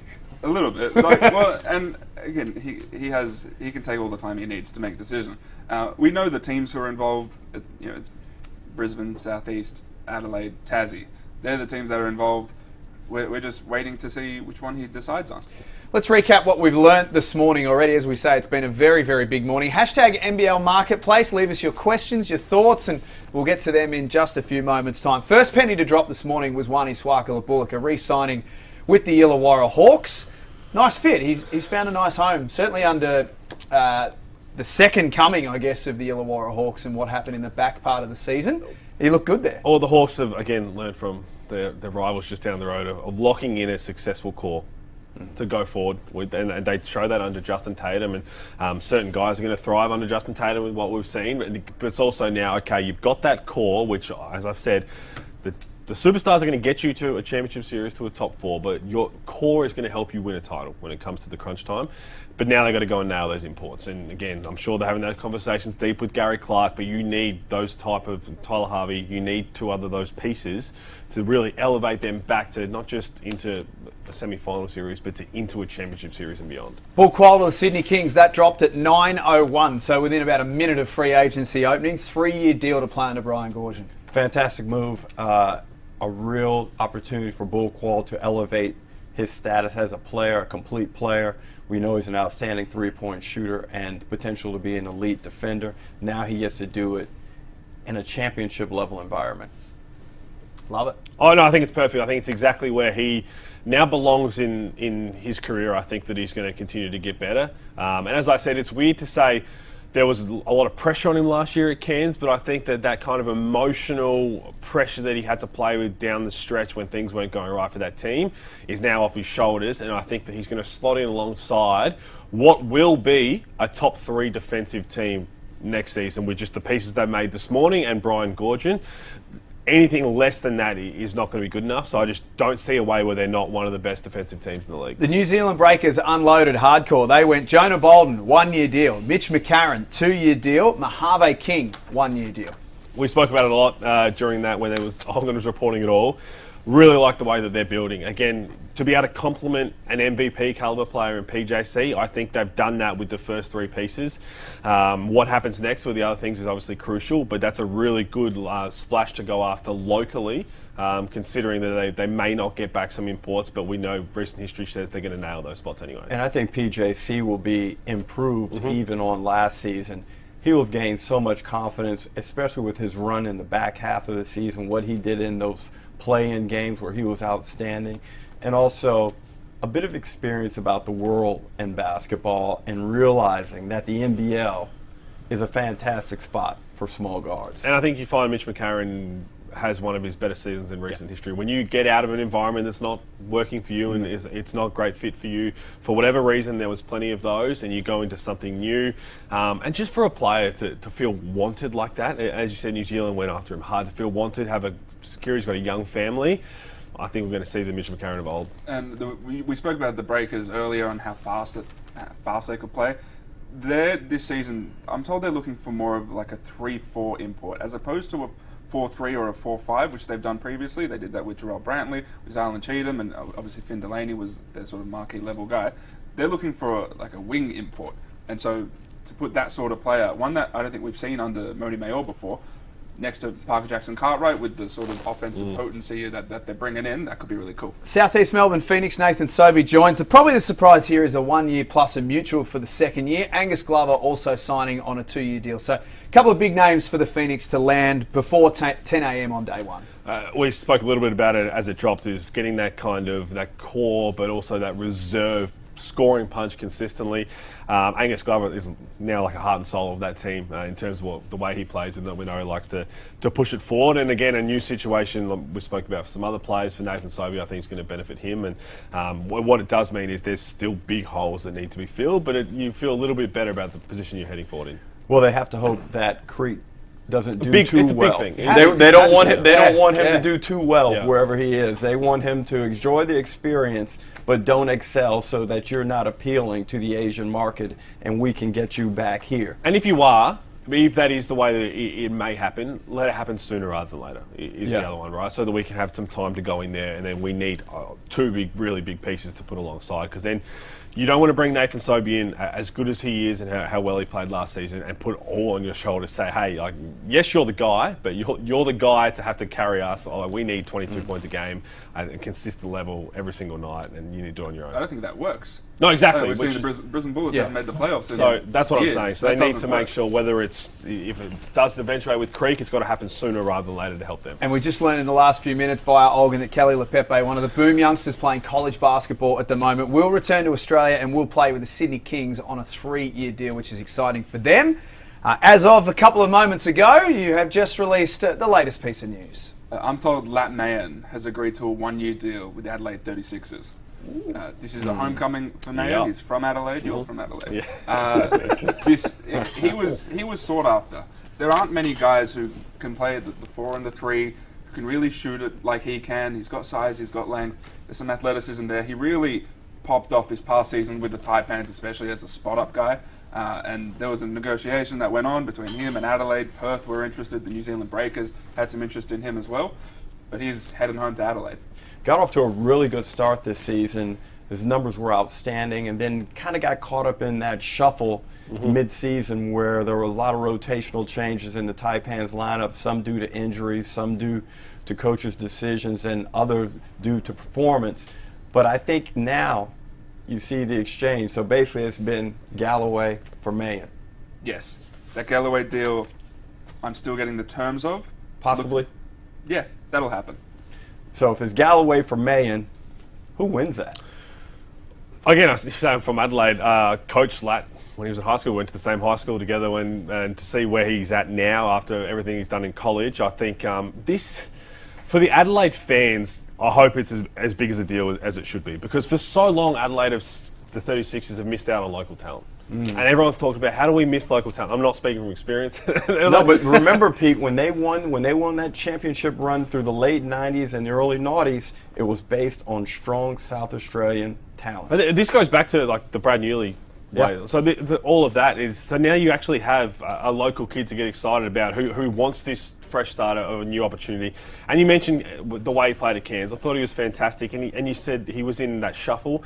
At times, when Bobby Clinton went out and then he played, then Bobby Clinton came in his minutes. So he was in a log jam, and now he gets in there, and I think he's going to be enormous. Shot 40% from three, and that actually dropped. He was shooting 45% from three for the majority of the season. That dropped late because his minutes got a little bit sporadic. But I really hope the Adelaide fans enjoy this signing, because they've needed to see some local talent come home.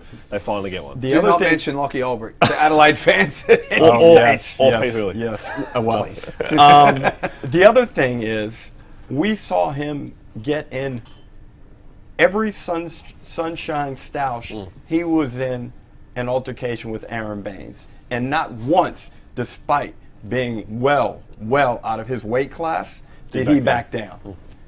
And I was shocked. He kept getting ragdolled, choked out, everything that could happen to him. He kept getting up and fighting. I like that spirit in him, and it's something that the Sixers actually need. 1 year deal. 1 year deal. Shocks me a little. No options, 2 year nothing. deal? I would have thought, if again, we don't really see too many 1 year local deals anymore. If you're going to move. Unless Especially they're if bet on myself sort of deals. Yeah, which again, it seems like it probably is, right? I'm going to get more of an opportunity, I'm going to show you, and then he's going to be 26 by the time this season rolls around, and to be back home, that's where it seems like he's going. He's doing the bull qual of last year, staying at Cairns. You're going to give me more opportunity, I'm going to earn it, I'm going to play, I'm going to show you that I'm a consistent scorer in this league, and then we can talk about potentially moving forward. If he does that, you're looking at a 2+1. And this is significant because there was a fear that the 36ers may have sat on their hands on a lot of these guys that are being signed real early in the piece here. The players that are going to get signed today especially, they're the impact players. They're your third man to seventh or eighth guy. These are the impact players in the NBL. If you miss on these guys, then you're chasing the ones who other teams regard as your 9th to 11th guys. And so for the Adelaide 36ers to make sure that they got this one done was really important. Yes, they have Jason Kadee and Sunday Detch is returning. They have Nick Marshall. There is some depth there, but adding to that depth was really important because that's what other teams are doing around the league in a really aggressive way right now. Is Sunday Detch 100% going to be in Adelaide? We've heard rumours swirling that there may be a mutual situation. There were rumours that floated around over the course of the season. As of right now, he's going back. There's no expectation that he's leaving Adelaide. I fully expect him to fulfill the final year of that contract. Yep. Some of your questions, hashtag NBL Marketplace to join us, to get involved. There's a lot coming through via YouTube as well at the moment as well. Firstly, has there been talks about Gary Clark signing to the Hawks or another NBL team? Or is there talks overseas? I've heard nothing. Olgun, what is the latest with Gary Clark? And a lot of Hawks fans watching today that want to know what they're doing as well. So there's no latest with Gary Clark. There is interest from the team. There's some interest from him. That's a money thing. Gary Clark is extremely expensive. Whether the Hawks are willing to pay up to that, we'll see. They're a team that is notorious for wanting to stay under the cap. That's very difficult to do with a really high-priced import like Gary Clark. So that's one that I think may be a little bit down the line if that does get done. They are in talks with Tyler Harvey. There is some interest in bringing him back.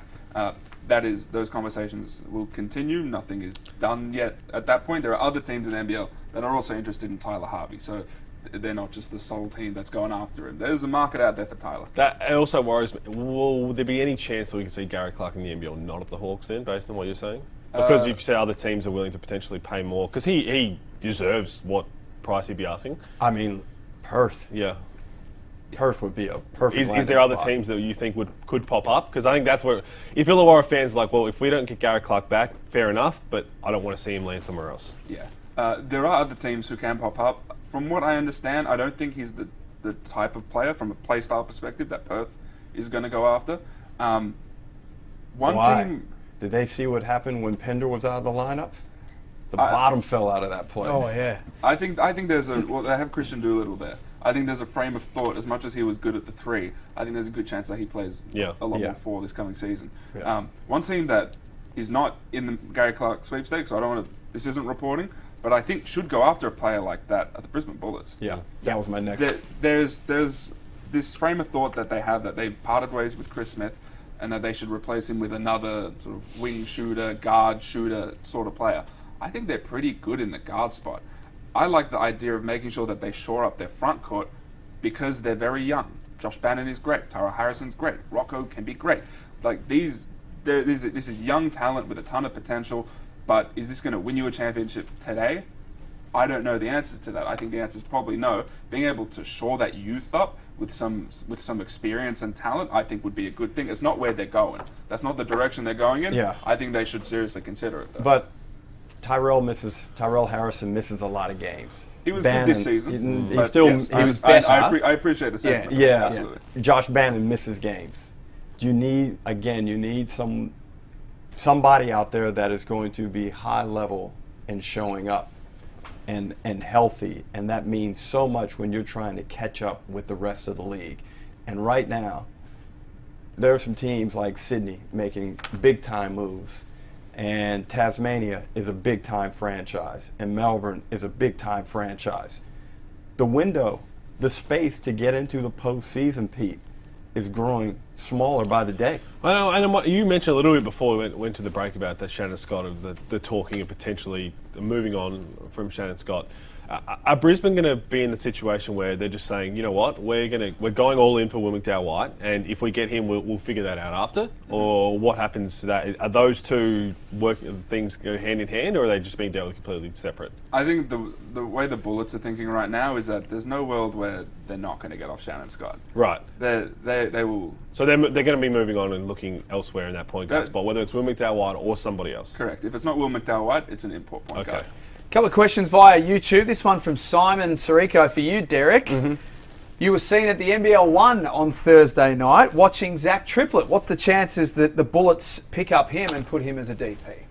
Well, Zach had an outstanding game. Sean Bruce was feeding him dime after dime, and Triplett was knocking down the jump shot, and we know he can shoot the ball. The concern probably with him is physical development. Is he strong enough at the NBL level to separate? Can he put the ball on the deck? He's got talent, there's no doubt about that.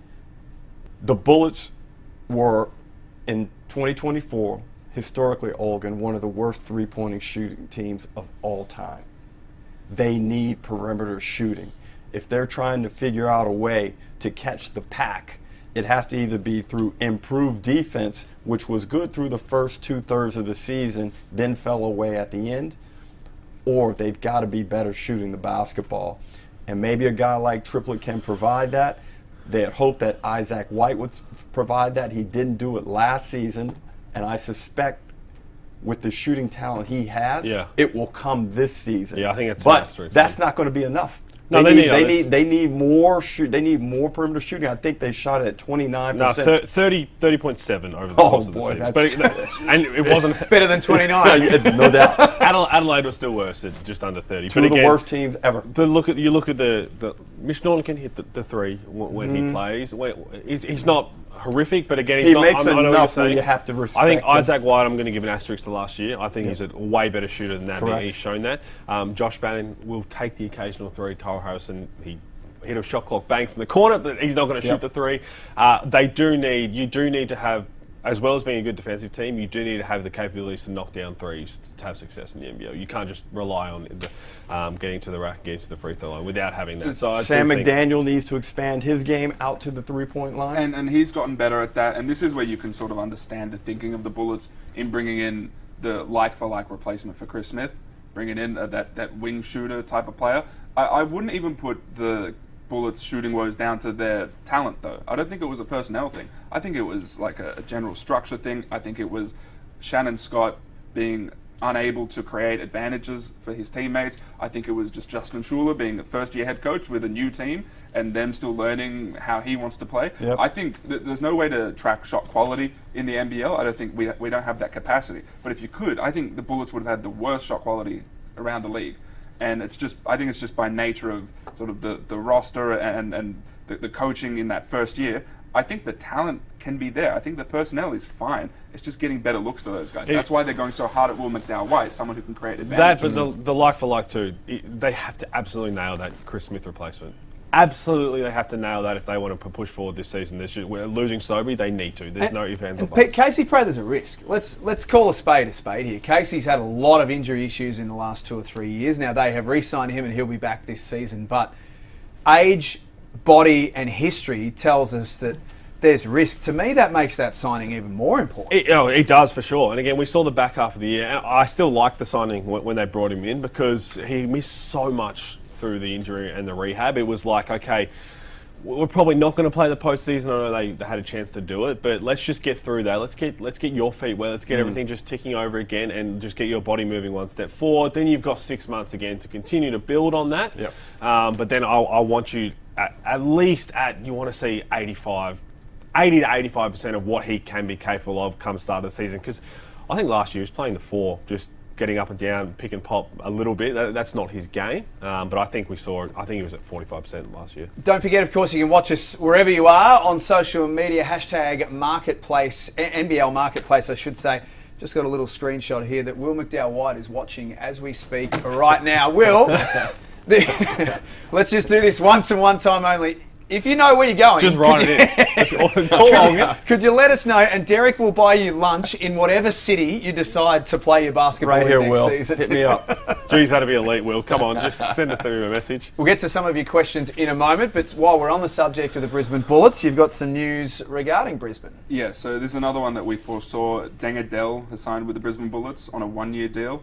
Now, you talk about risks with Casey Prather. This is another one. This is someone who was in the league a few years ago, wasn't great, has been playing elsewhere. He played in Ottawa recently. He's played in the second division France most recently. He comes in, 6'5" or 6'6" wing type player, good athlete, can stretch it at times, but this is more of a let's see what Deng Adel is these days. He's I think the idea of a player at this point in the NBL. When you talk about some of those players who can maybe fill the wings and be those spot-up guys, they're taking a chance on someone like Deng Adel. And these are two types of risk. With Casey, we're talking about health and how quickly he's able to get his body back to the high performance level. Deng Adel, this is performance risk. Even overseas, he hasn't been doing anything that's been earth-shattering. But the Bullets are hopeful that coming back to the NBL, where he didn't thrive the first time around. Matter of fact, one could say it was a tremendous disappointment. But they know the talent is there, the length is there. This type of physical profile generally excels in the NBL. If they can get him to pop, then it was a risk well worth taking. And if they can get Prather to the 85%, like you said, well, now things change all of a sudden, Olgun, and they start looking like a threat. But one thing.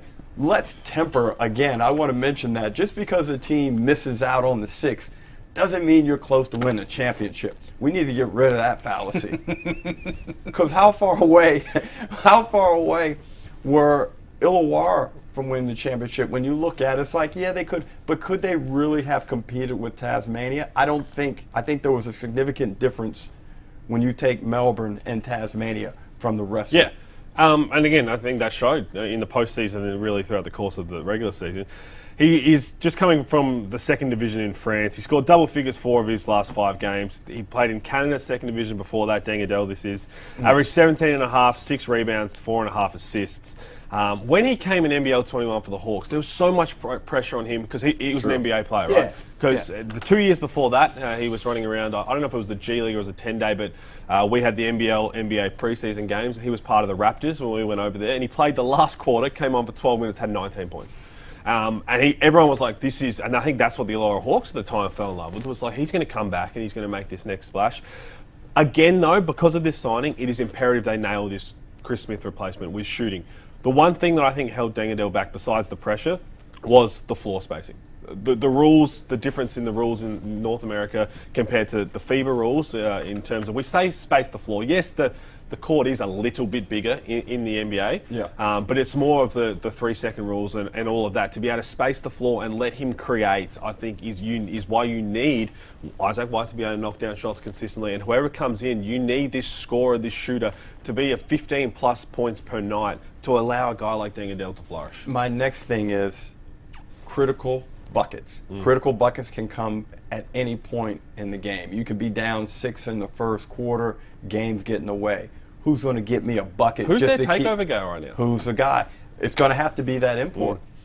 Chris Smith wasn't capable of doing that. He just didn't have. Did hit 2 game winners, but it he was, did. But that, yeah. you know, those were one-off type. Yeah.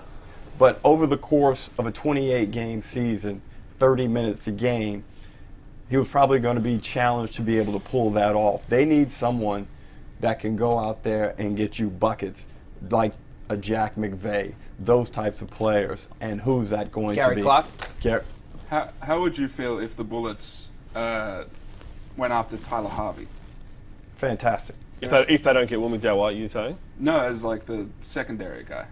As the Chris Smith replacement. There is some On the back interest of that, though, Olgun, what is the deal with the citizenship status? The latest I was told was he would more than likely get it after, let's say he signs a 3-year deal. Yep. He would get it after that first season. Because this is a guy who has longevity. If you look at his body and the way he plays, he's never really had a problem with injuries. He shoots the ball well. He's always a threat. When he's out there, that gravity is creating opportunities for other people. He's got good size, better size than people think. He's not a small guard. And if he's going to be an Australian, imagine him as an Australian in NBL 26. I'm thinking about that, what that could be for the Bullets for that following year. Again, and if you tie it into, it's hard to say because the fans, obviously you want success straight away, but if you almost looked at, you get Tyler Harvey for a 3-year deal and he can be a local in NBL 26, and then this year, it's weird to say, like an experiment year of like, hey, let's see what Dingadell we get, and if he thrives, okay, we go forward. If Casey Pray, that's good. And then 26 is going to be our year. We're going to really win a title. I know that's not Tyler the way. Harvey would have by far been their best import last year. For sure. But I think by far. So again, a lot of that, I think about it is that creation of Shannon Scott not living up to what a lot of us expected last season. I did think was the detriment to the players around him in terms of Chris Smith as well. Didn't get to fire. Chris Smith's playing really well overseas right now. But Japan suits him. But again, so I think a lot of that. So I think that's actually probably not a bad get for the Brisbane Bullets if they can manage to get Tyler Harvey, because I think NBL 26 that'd be tough to beat. Anyone else impressed that Olgun, we've been going for nearly 2 hours here, he's dropped, by my count, 11 stories this morning, and his fingers are going at 1,000 miles an hour, and he's got so much going on, and he's capable of still having a conversation with us at the same time. Oh, it's just like being an adult in 2024, Jack. He's got all right, smartass. Hey, that's Jack, not Felix. Be nice with him. Some more news in a moment. Some questions. Hashtag NBL Marketplace. This one from Elliot on Twitter. Is Daniel Johnson returning anywhere? I still feel like he's got plenty in the tank. I agree, Hools. I agree. I think DJ could give you 12 to 15 minutes, get you 6 points and 4 rebounds, contribute to winning. People are always saying, so specific. Well, you know me. You can't always focus on the liabilities. Good coaches are able to mask that and put you in situations in which you can thrive as opposed to fail. And I think DJ still has value. He can stretch the floor. He can rebound. The guy's a professional scorer. Yeah. He just turned 36, but there were a lot worse defensive options in the league last season. Yeah. Compared to DJ. Yeah. And again, what you would have got versus what you're giving up, I think it's people have jumped on that he cares more about scoring, which he wouldn't hide. But what player doesn't care more about scoring? I don't think it's anywhere near as bad as what people have suggested, and that it has now stuck with him for a while. I do think he would have provided a spark for a lot of teams. You think about teams that were just like a couple of pieces short offensively, and what he could have added if he was there all season long in NBL 24. Hindsight's a wonderful thing. But yeah, I know DJ well. I know he's playing locally in Adelaide. I'm probably the same as you. I haven't heard any movement on anything going there. On who, sorry? Daniel Johnson? No. No, I haven't heard anything. So I'd love to see him back in the league. Again, he's one of the greats that we've seen, no doubt about it, especially for 36ers. But I've heard nothing. Common theme here that we're getting on social, hashtag NBL Marketplace. This one from Josh on Twitter. We're getting a stack on YouTube as well from Kurt and other Tasmanian fans. Malik is also asking on YouTube, what's going on with Jordan Crawford? Now, we did touch on this a little earlier, but obviously people are floating in and out. So let's go back to this conversation. That as it stands right now, Olgun, we are calling it the Will McDowell-White sweepstakes. Will, if you're still watching it, you've got your own sweepstakes named after you. Tasmania in the hunt. So is that the hold up here on Jordan Crawford? That would be, yeah. The priority for the Jack Jumpers is Will McDowell-White. This is, it's something they were really close to getting him last season. They knew even throughout all of this season, even through the playoffs, that this is someone who they're going to chase, and so before they do anything from an import perspective, especially at that guard spot, they need to make sure that Will McDowell-White is off the table because he is the priority for them. And look, we spoke a bit about it in the last one, and we haven't spoke to you about it, Ruck. Would that suck for Jordan Crawford to have to sit back and be like a second option? No doubt about it. But it also, the way the NBL works, it's just the nature of the land where if you have a chance to lock in a local point guard of Will McDowell-White's calibre, you have to exhaust that opportunity first. And again, because if you get him right and then you move forward I know they just re-signed Anthony Drimick, but at way Will Magnay's going, you don't know what happens there. To be able to free up an import spot to use, and if you can get Will McDowell-White and he succeeds, and you lock him in after that for a year or two there, and you can get an import alongside Milton Doyle in a different position going forward, that puts Tassie in a really good spot. As I said, there's only a handful of elite Australian point guards around the world, not just in the NBL. So to be able to exhaust that, you have to do that first. And I think Jordan Crawford, we've got to know him really well throughout the course of the season. I think he'd be very understanding of the way that this has to play out. Plus, Pete, it's not like he's probably not got suitors from other parts of the world. The dude had 27 points in a Game 5 in the first half. That's a pretty big notch here in the rest of the league, yeah. But that's a big play next to Nathan Sobey.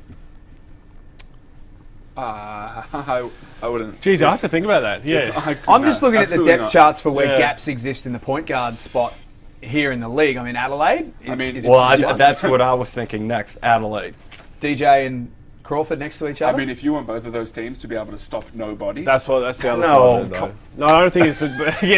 But again, I'm still talking about defensively. They're all three of those guys are offensively driven and focused, and some of the dynamic scorers we have in the NBL.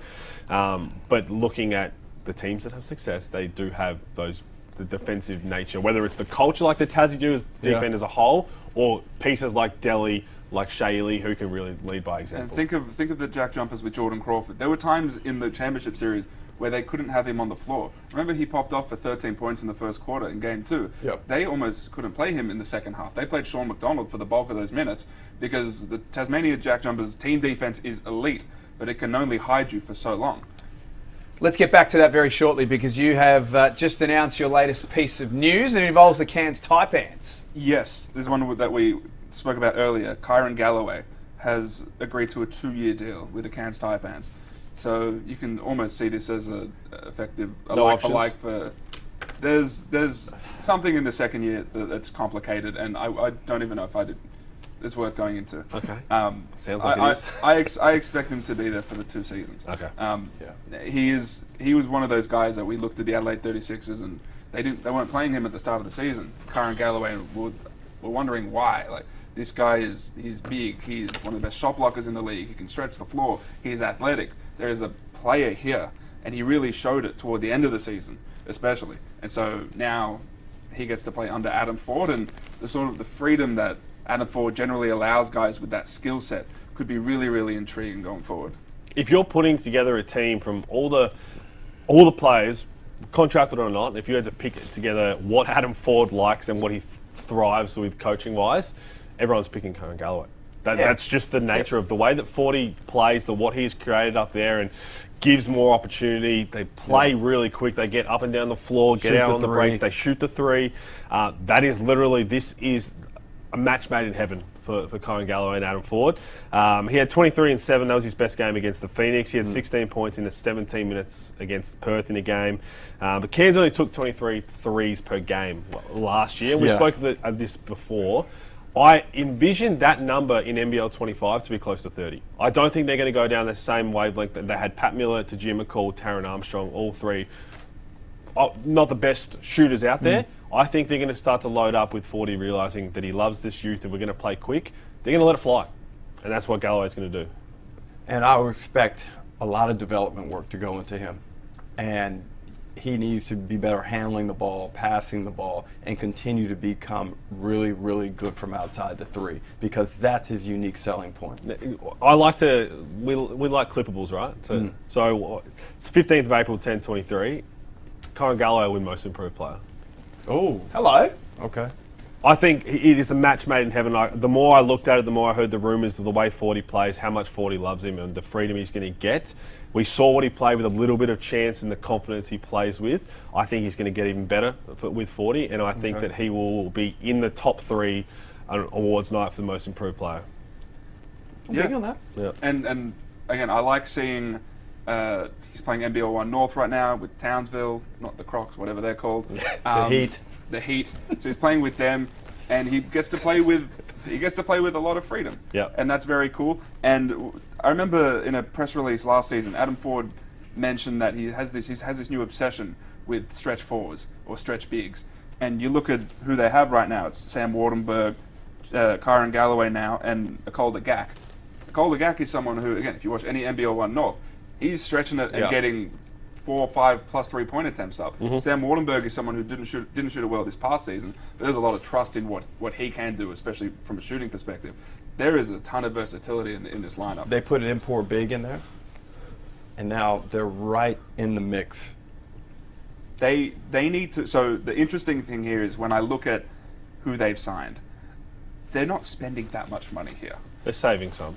There is a lot of money for imports. There is so much money. When it comes to the teams who will have the most money to spend on imports, I look at the Cairns Taipans. It seems like they are saving the bulk of their purse for their 3 imports. And so if they can nail them, like the New Zealand Breakers do, then all bets are off. That is an intriguing young group. There's talent there. It's young, but put 3 elite imports in there, and who knows? And I think they've learned from last year, right, where they had to, at the time, they put a lot of eggs salary-wise into Jim McCall and his best mate in Pat Miller, and we saw them thrive early on together. But what that did mean was that it left very limited money for the 3rd import, and that way they got from Josh Roberts, even though he had moments. I thought it was okay. Yeah, I thought, but again, that was just the lay of the land. Ask Melbourne United about that game. For sure. So now that speaking to people in Cairns is that they're saying, okay, well we're not going to leave us in that position. The 3rd import, whoever it is still going to be a very elite one. So they've got in a really good position to go after some players, and I'm sure they'll make a splash there. We are getting a few questions via hashtag NBL Marketplace from the Red Army, as expected. I know it's still, 7:25 in the morning in Perth, but they'll be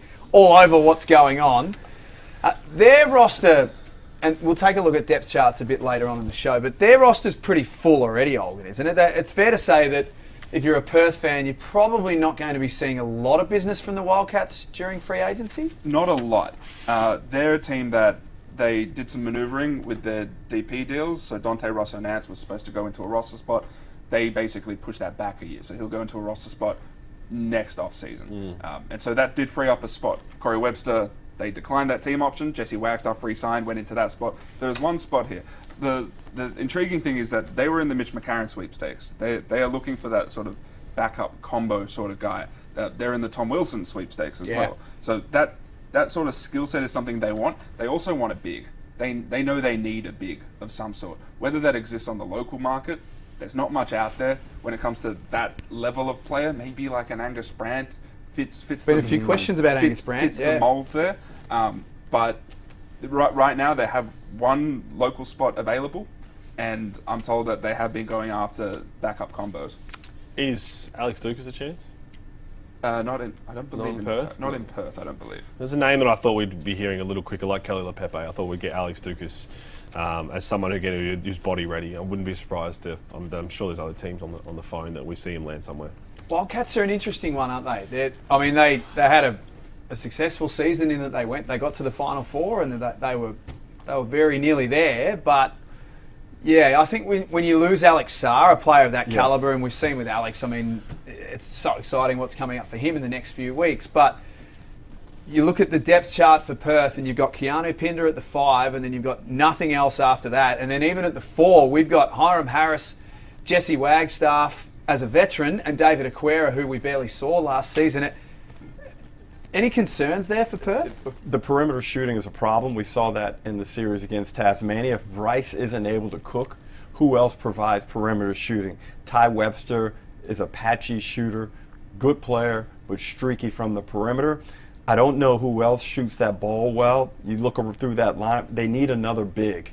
They're vulnerable up front when Pinder goes down or isn't performing.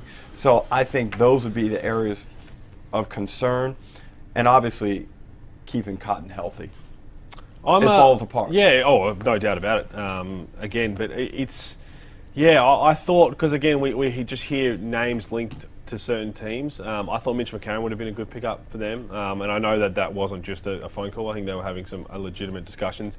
Then I heard Lat Mayen. I thought Lat Mayen would have been a really good fit alongside. You talk about shooting. Yep. That'll be one that I don't know how far it got down the line in terms of talking with that, or whether Lat Mayen in Adelaide, that's just really, when he was leaving Cairns, he really just wanted to get back home, whatever it would have taken. For all those names to kind of fall through, it does leave them in a position where I think Christian Doolittle's going to get even better. Again, another one who's come back for a second year. He's going to understand the league. I think he's going to get even better there. But just to have missed out on a couple of those local impact guys, I'm not concerned. It's I wondered how deep they got on either of those. Real quick, sorry. I wonder if a lot of what the Wildcats are going to do as far as their success goes is on Ben Henschel and his development and how much... Playing good basketball in New Zealand right now. And how much John Riley is willing to play him. Because that's what he is ostensibly there to do that. Yeah. He's the type of player they need. They need a local guy that can provide some punch, some athleticism. But he's that next shooting. year. He's that next year for Ben Henschel. We didn't see him a whole. We know what he's capable of. We saw it very briefly. We're seeing it now. But is he ready to make that jump for a 28 You know what? games? I'd be putting the heat on him to do so. You're not going to find out if he's sitting on the bench, though. I agree. But we talk about trying to win a title with the way Perth. They're not just going to say, "Hey, we'll do it for." We'll have like an experimental year. That's a good question. So if you look at this starting lineup as it perhaps looks, Pender, Harris, Doolittle, Cotton, Webster. No, I think they need another piece.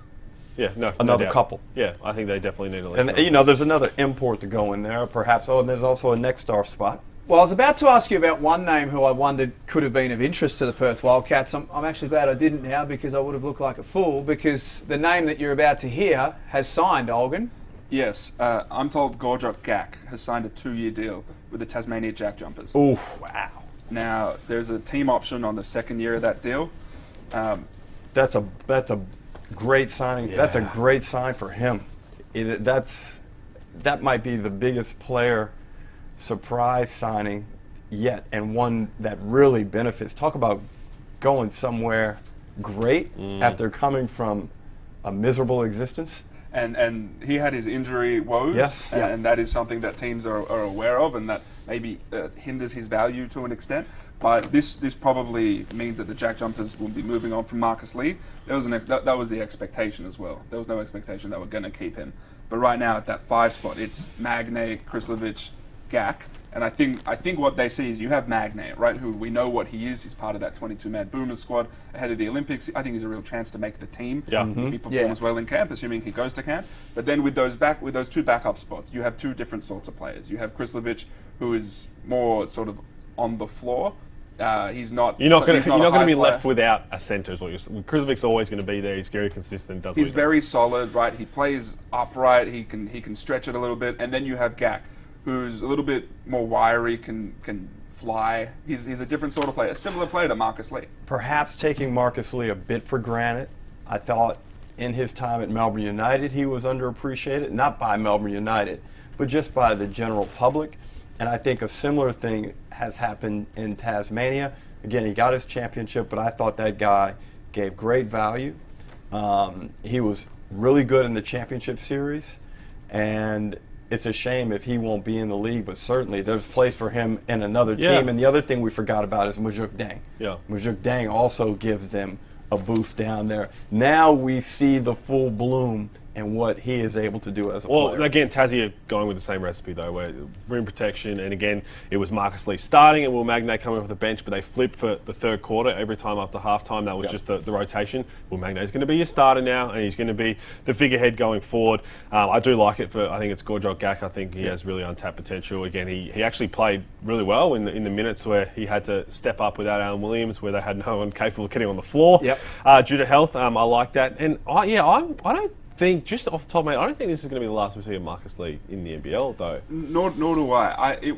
I flagged this a few weeks ago that Southeast Melbourne. No, I think Melbourne. Melbourne? Really? You think he goes back? Well, he has a really good relationship with the people in Melbourne. Well, we saw during the championship series, everyone loved him from Melbourne United. And he was great under Dean Bickham in that system. And they'll have money to spend now without JLA on that starting. He wouldn't be the starter, he'd be the backup like they did.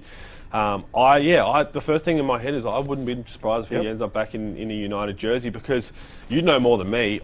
I fear for United. We haven't spoken of them at all in free agency.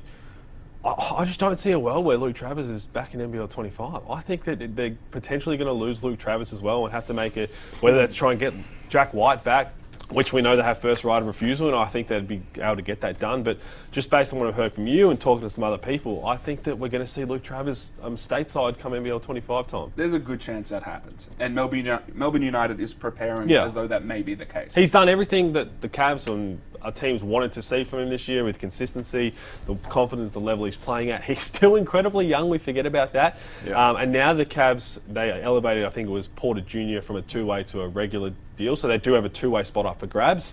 I struggle to see a world where he doesn't have a two-way deal. We're just about to take a break here on Marketplace Live. Of course, hashtag NBL Marketplace to join us. Give us your thoughts on YouTube as well. We've got all of your comments here and we'll get to them very, very shortly. Shout out to DJ Mitchell who's watching along right now. DJ, we'll get to you very shortly. Yeah. But before the break, Olgun, look at him go over there. Don't know. You're incredible.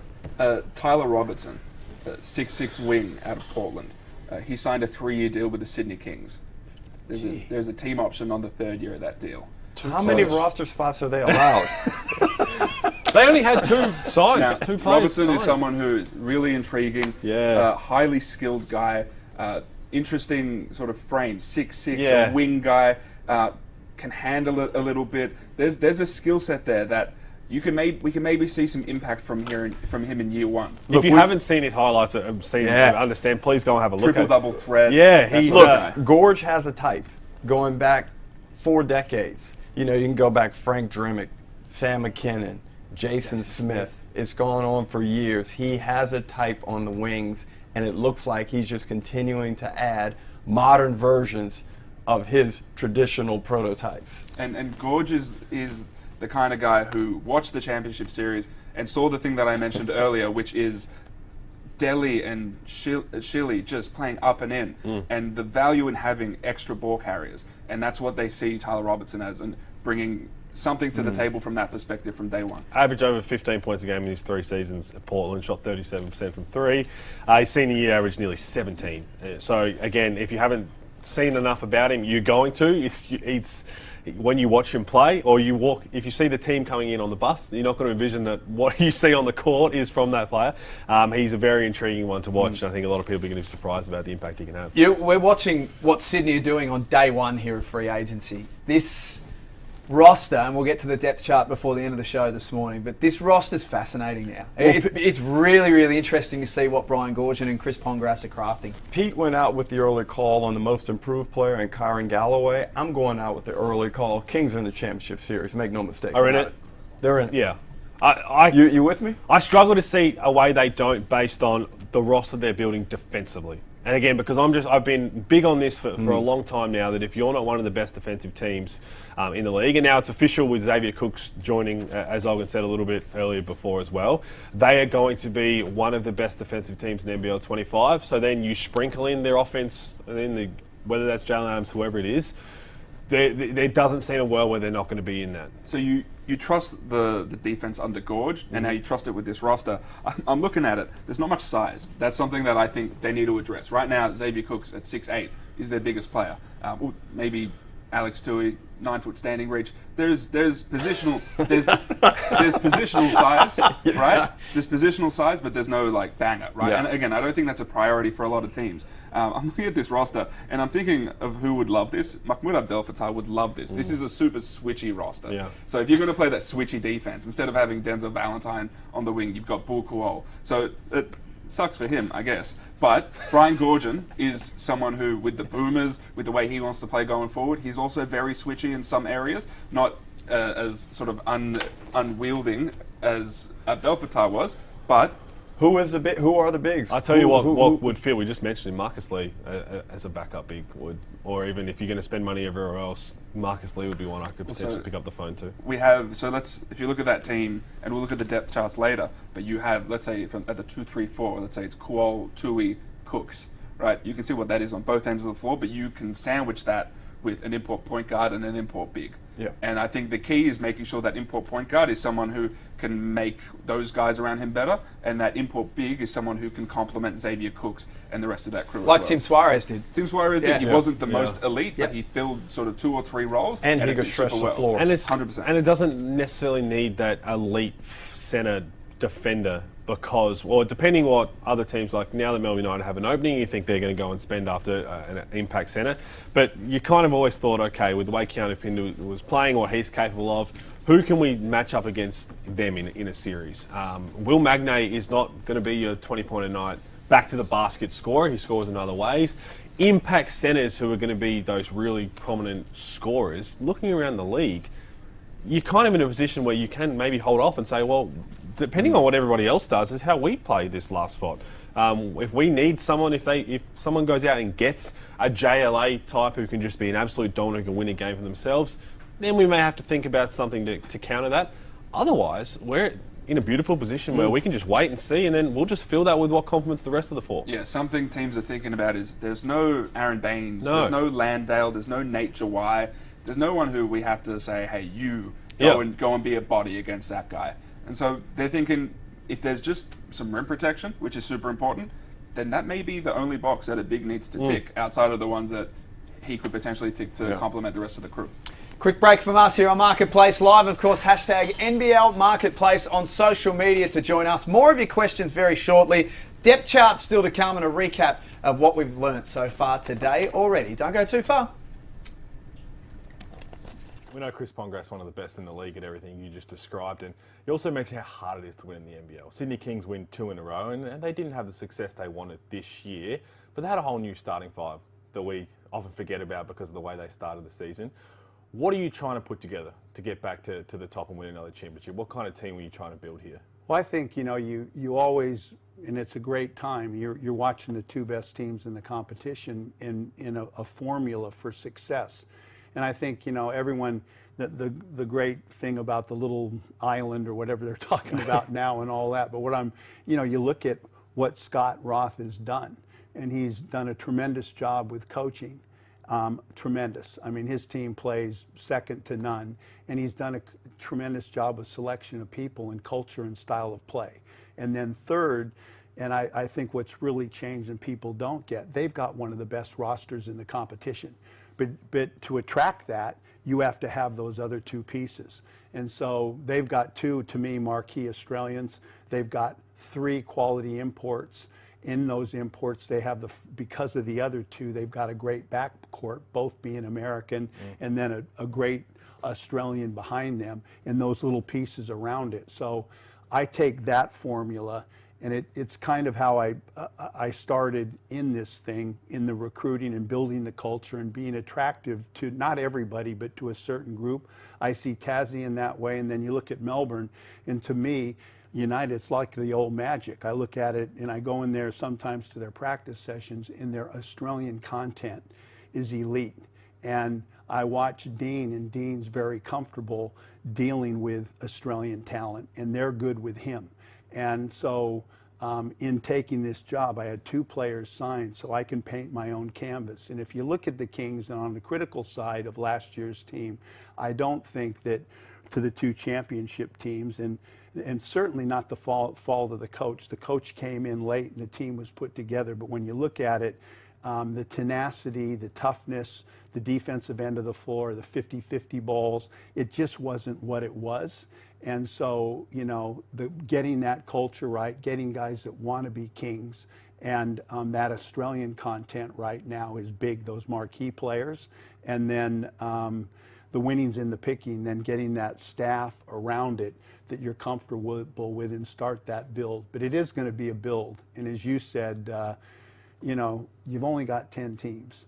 And all these players that we're producing, no matter who you grab, you only get 10. And there's others. So you look at all the teams, they're all got talent and they're all competitive. I think the main big piece for us is wanting to be a King right now and building and starting that culture again.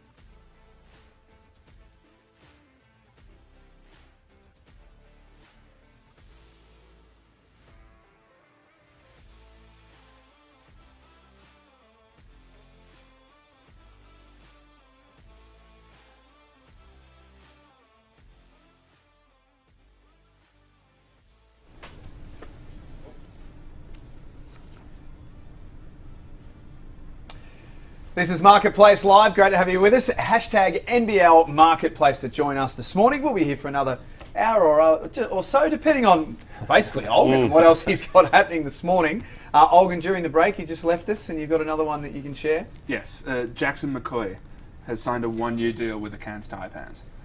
This was interesting. He was set to be elevated to a roster spot with the Sydney Kings this past season. They agreed on a mutual release so he can go and test the waters and maybe test his value elsewhere. The Cairns Taipans were a team that were really intrigued in the skill set.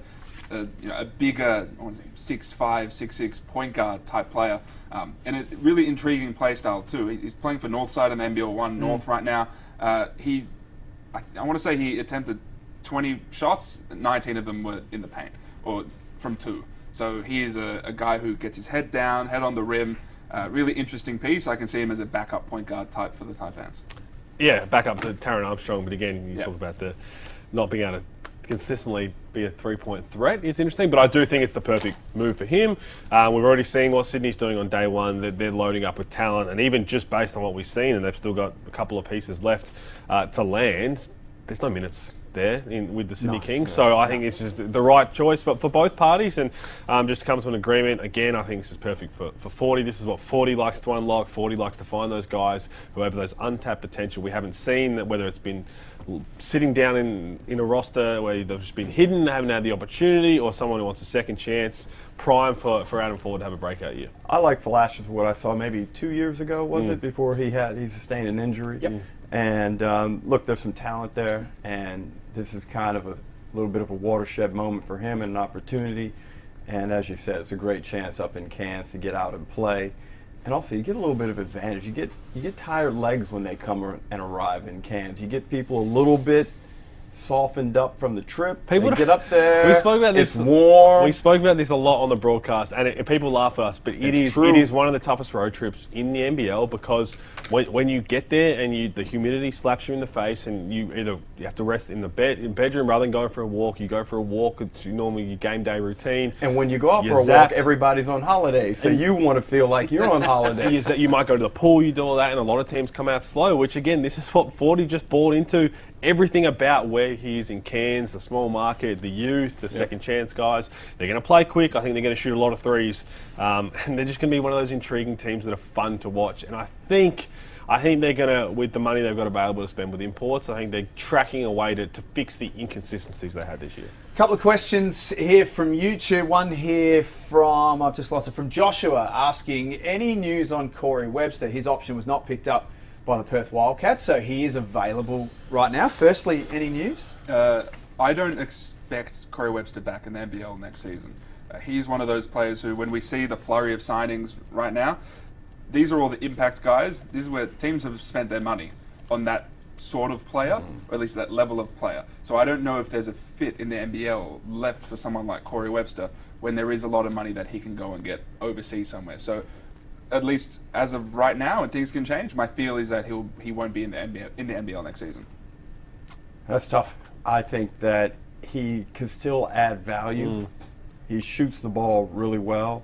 I'm not sure of all the circumstances that were at play this past season in Perth, but late in the season we saw him come in and still make a contribution. And my first thought, Olgun, is Brisbane. Perimeter shooting needed. Spot minutes, veteran presence. Is he the type of personality, though, that Justin Schuler and that staff is looking for? Maybe they want the profile that's a little bit younger. That's the style that they've lent into. Outside of Mitch Norton, who I think got there and immediately emerged as a leader, really vibed well with Justin Schuler. What they've lent into is players like Josh Bannon and Tyrell Harrison and Isaac White and Sam McDaniel, and these sort of young, hungrier guys. And not that Corey Webster can't go into a franchise and be an impact guy and be a helpful player to a winning team, but it's just stylistically not the sort of player that Schuler has been going after, especially when starting up a franchise again. He loves to play, right? I don't think he wants to go through another season where he might be playing 5 to 10 minutes, because I think he can deliver more than that. He's shown that. He will be 36 midway through the NBL 25 season, which a lot of teams would think about.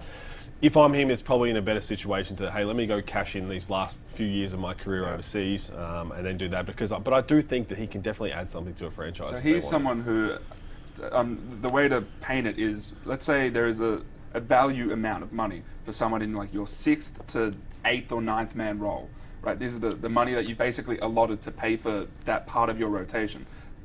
I don't think teams have that money anymore. We've seen the flurry of signings today. They've largely spent that money. And so what he is worth, which is, I think, in that area, just isn't available there in the NBL. It's similar to Kyle Adnam last year, where what he was worth in the NBL just wasn't there because the spots were full. So there's a good chance that that's what happens with Corey Webster, that what he is worth is only available outside the NBL. It's interesting too, reading the comments and the tweets that we're getting and YouTube comments as well, that Marcus Lee all of a sudden seems to be one of the hottest commodities available right now. We're talking about that he's no longer going to be with Tasmania.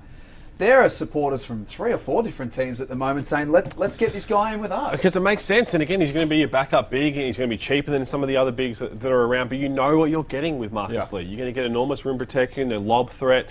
But most importantly, and again, it was proven this year in spades, is you're getting a great culture piece. You know that you're not going to have any worries with Marcus Lee. He's going to go in there. He's going to be great for the team. So I see him landing somewhere. The first thing that came to my mind was Melbourne United with the openings that they have. But I also see that he could be a really good fit down the road from there as well, as Southeast. Potentially as a backup. Sydney Kings, I think, would suit them. And I think we're going to see Marcus Lee And back. Pete, he's a very good defensive center. He went a long way towards... Let's take game 1 out of it, because I thought Tasmania suffered from being on the road. It's an excuse, but it's probably a legitimate one. But from game 2 until the moment he got injured, he neutralized the Melbourne United bigs. And Magne also obviously contributed, but Marcus Lee had a lot to do with that. And those 2 big guys, so Porty and JLA, it's very hard to neutralize those guys. They're extremely talented. They know the league, and Marcus Lee is one of the best rim protectors and individual defensive rating bigs in the competition. One I didn't throw out there that I'd be interested if you know anything at all is Adelaide. Back teaming up with Isaac Humphries. We know that they're best mates. To be a backup to him, potentially, going forward. I don't know if they have looked in that situation, but they had success together. They know each other really well. This is his pondering face. I was trying to think of if it works, right? So everything that I've heard is that team is probably chasing import point guard or Will McDowell-White. Let's say import point guard, import 3, import 4.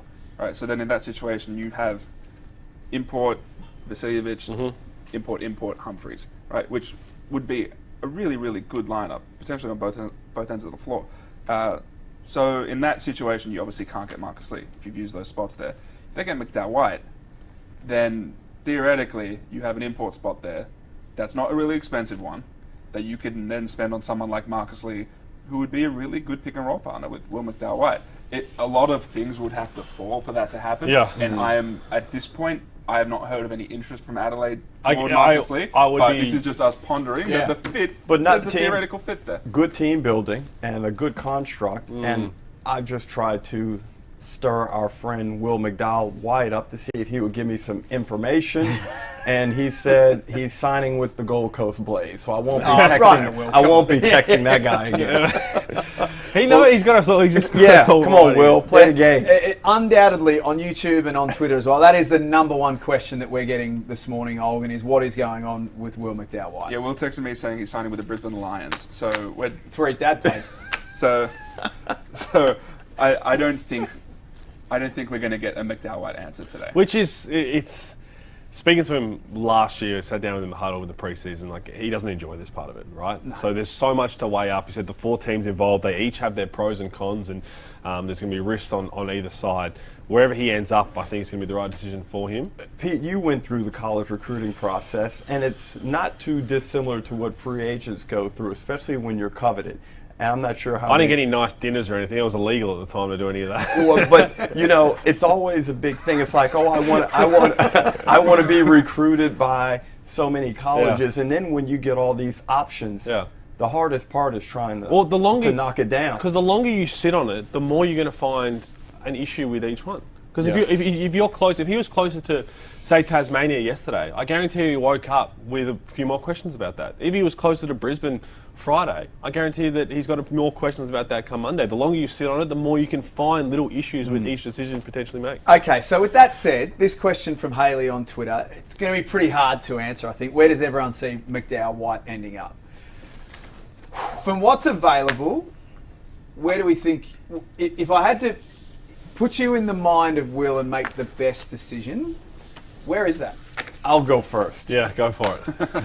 I'll go first. I say that he goes down the City of Churches. Adelaide 36ers. I think that's a really good playing situation for him. I think he and DJ Vasiljevic would be an outstanding backcourt duo. I think it allows Will to play with the range that he likes to play with, where he can pick and choose his moments. And even more importantly, he has great targets to distribute the basketball, and that's what he loves to do most. My initial thought was Southeast Melbourne, because I think they can offer more to him, but thinking what he likes and what he succeeds playing alongside, I think Adelaide's the right fit out of the four. I mean, it's hard to say that, because I think Tasmania is obviously the right fit, because you've got Milton Doyle, you've got Will Magnay.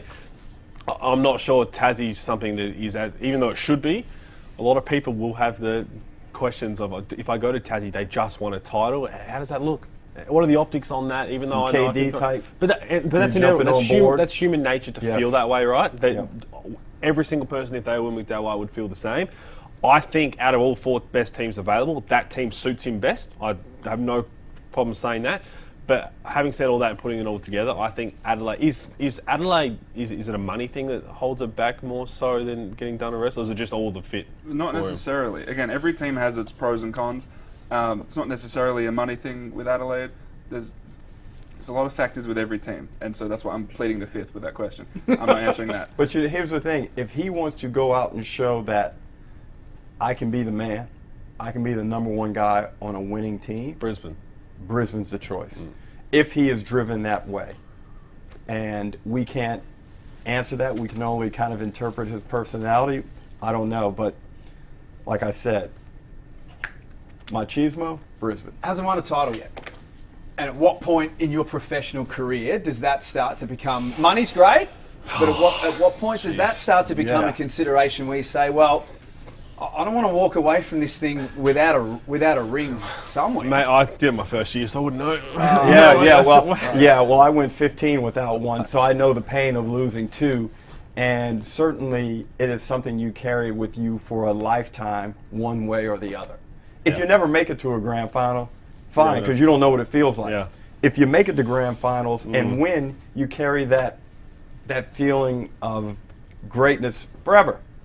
If you, in my case, you go and lose two, well, you feel it, and you're triggered by what you saw Melbourne United do. But it doesn't necessarily define your career either, I don't believe. No. But Will had a title. They had it with New Zealand. Yeah. They kicked it down the road against the Sydney Kings. And I would say he would probably be driven by I think that he'd have feel. that, and I think he'd have a lot of fun playing in Adelaide with the team makeup, or with what suits his style. He has a good relationship with Jason Kadee. Yeah, there's no bad decision. Do you guys work for the Sixers? I was going to say, I like him in Sydney, personally. Well, that's not an option, though.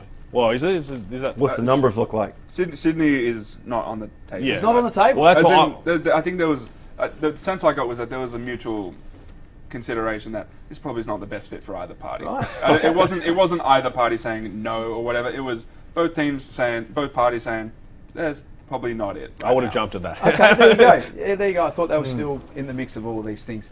Fascinating. Quick break from us. When we come back after this, we'll take a look at the depth charts. We'll plug the holes from what we've learned across the morning. And more of your questions, hashtag NBL Marketplace to join us. Tasmania on the edge of glory. 4.7 seconds remaining. McDonald inbound. Oh my. Dellavedova knocks it away. For the win. From halfway. Tasmania have done it. The island has its title. And the Jack Jumpers, in their third season, are NBL champions in one of the all-time great grand final series. Unbelievable. And thoroughly deserved. He's helm! He's helm! Oh, man. I'm just so grateful. There's so many people, man. So many people. Woo! Epic. Hey, they trusted in me. Listen to him, man. It's crazy. Tell me what this team means to you. Oh, man, it's just such a fun group of guys. We love coming in every day and working. It's just been a hell of a year. Man, that's what it's about. Jackie basketball, never giving up, fighting to the end, grit and grind. This one's for Tazzy. We defended the island for you. It was our motto. We fought like hell, and we're coming home with the trophy. Yes, big boy! The impact you have had on this league in your first 3 seasons has been remarkable. The single most successful expansion sporting club in Australian history. I'm very pleased and proud to announce that the winner of the Larry Sengstock Trophy for Finals MVP is Jack McVeigh.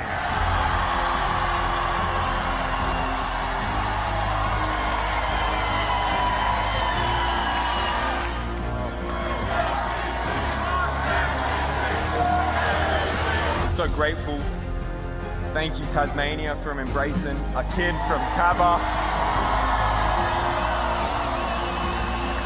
This skinny kid with slow feet somehow standing up on this stage. This journey started 3 years ago, and probably didn't have much thought about what was going to transpire over the next 3 years, but I love Tasmania.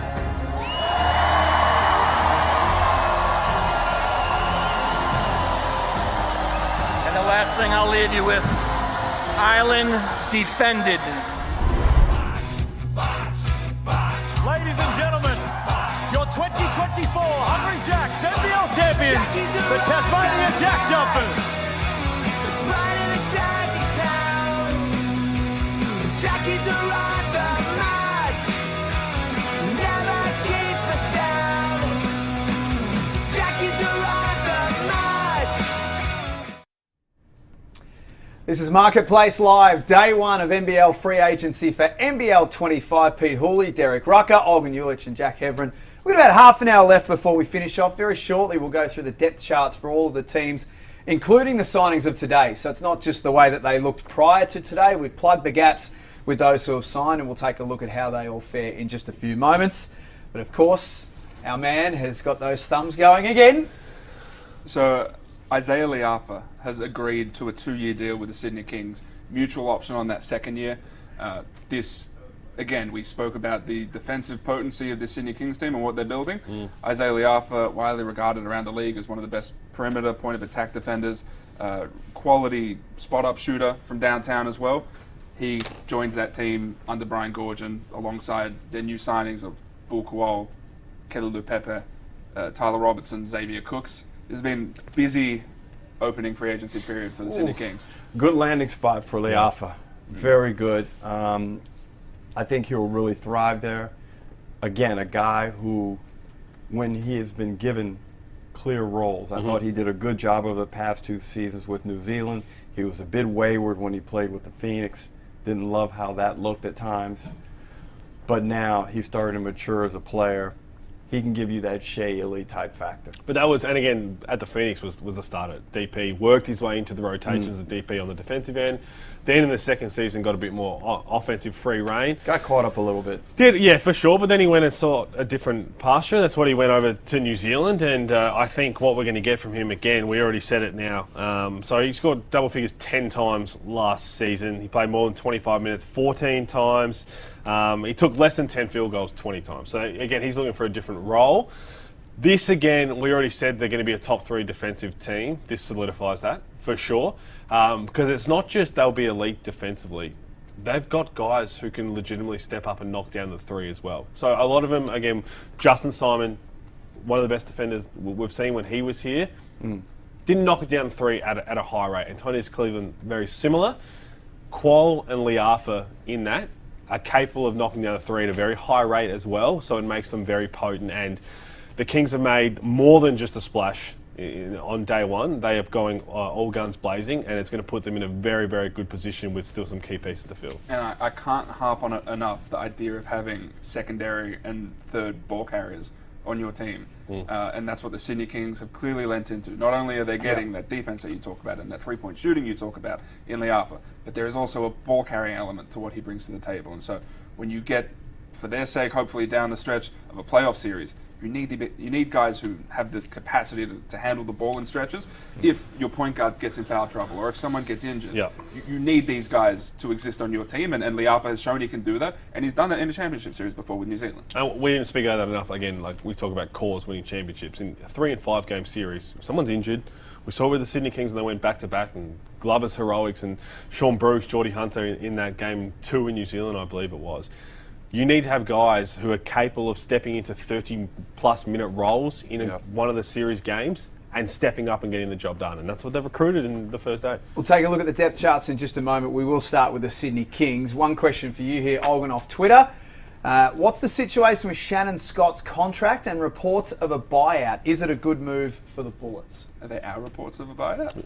We reported that earlier. So the team is engaged with Shannon Scott and his representatives about potentially buying out his contract. That is something that the Bullets have a very strong desire to do. They would like to buy out that contract. Now, it wouldn't be cheap, and if you're Shannon Scott, for example, you're not just going to walk away from a contract without something in your pocket, right? A contract is two parties agreeing to a thing, and so it may take some time, it may take some manoeuvring, it may cost the Bullets money, but they're very intent on getting off that contract. Easiest way to sum up for a Bullets fan: do you see him wearing a Bullets jersey next season? No. There you go. Yeah, that takes care of that.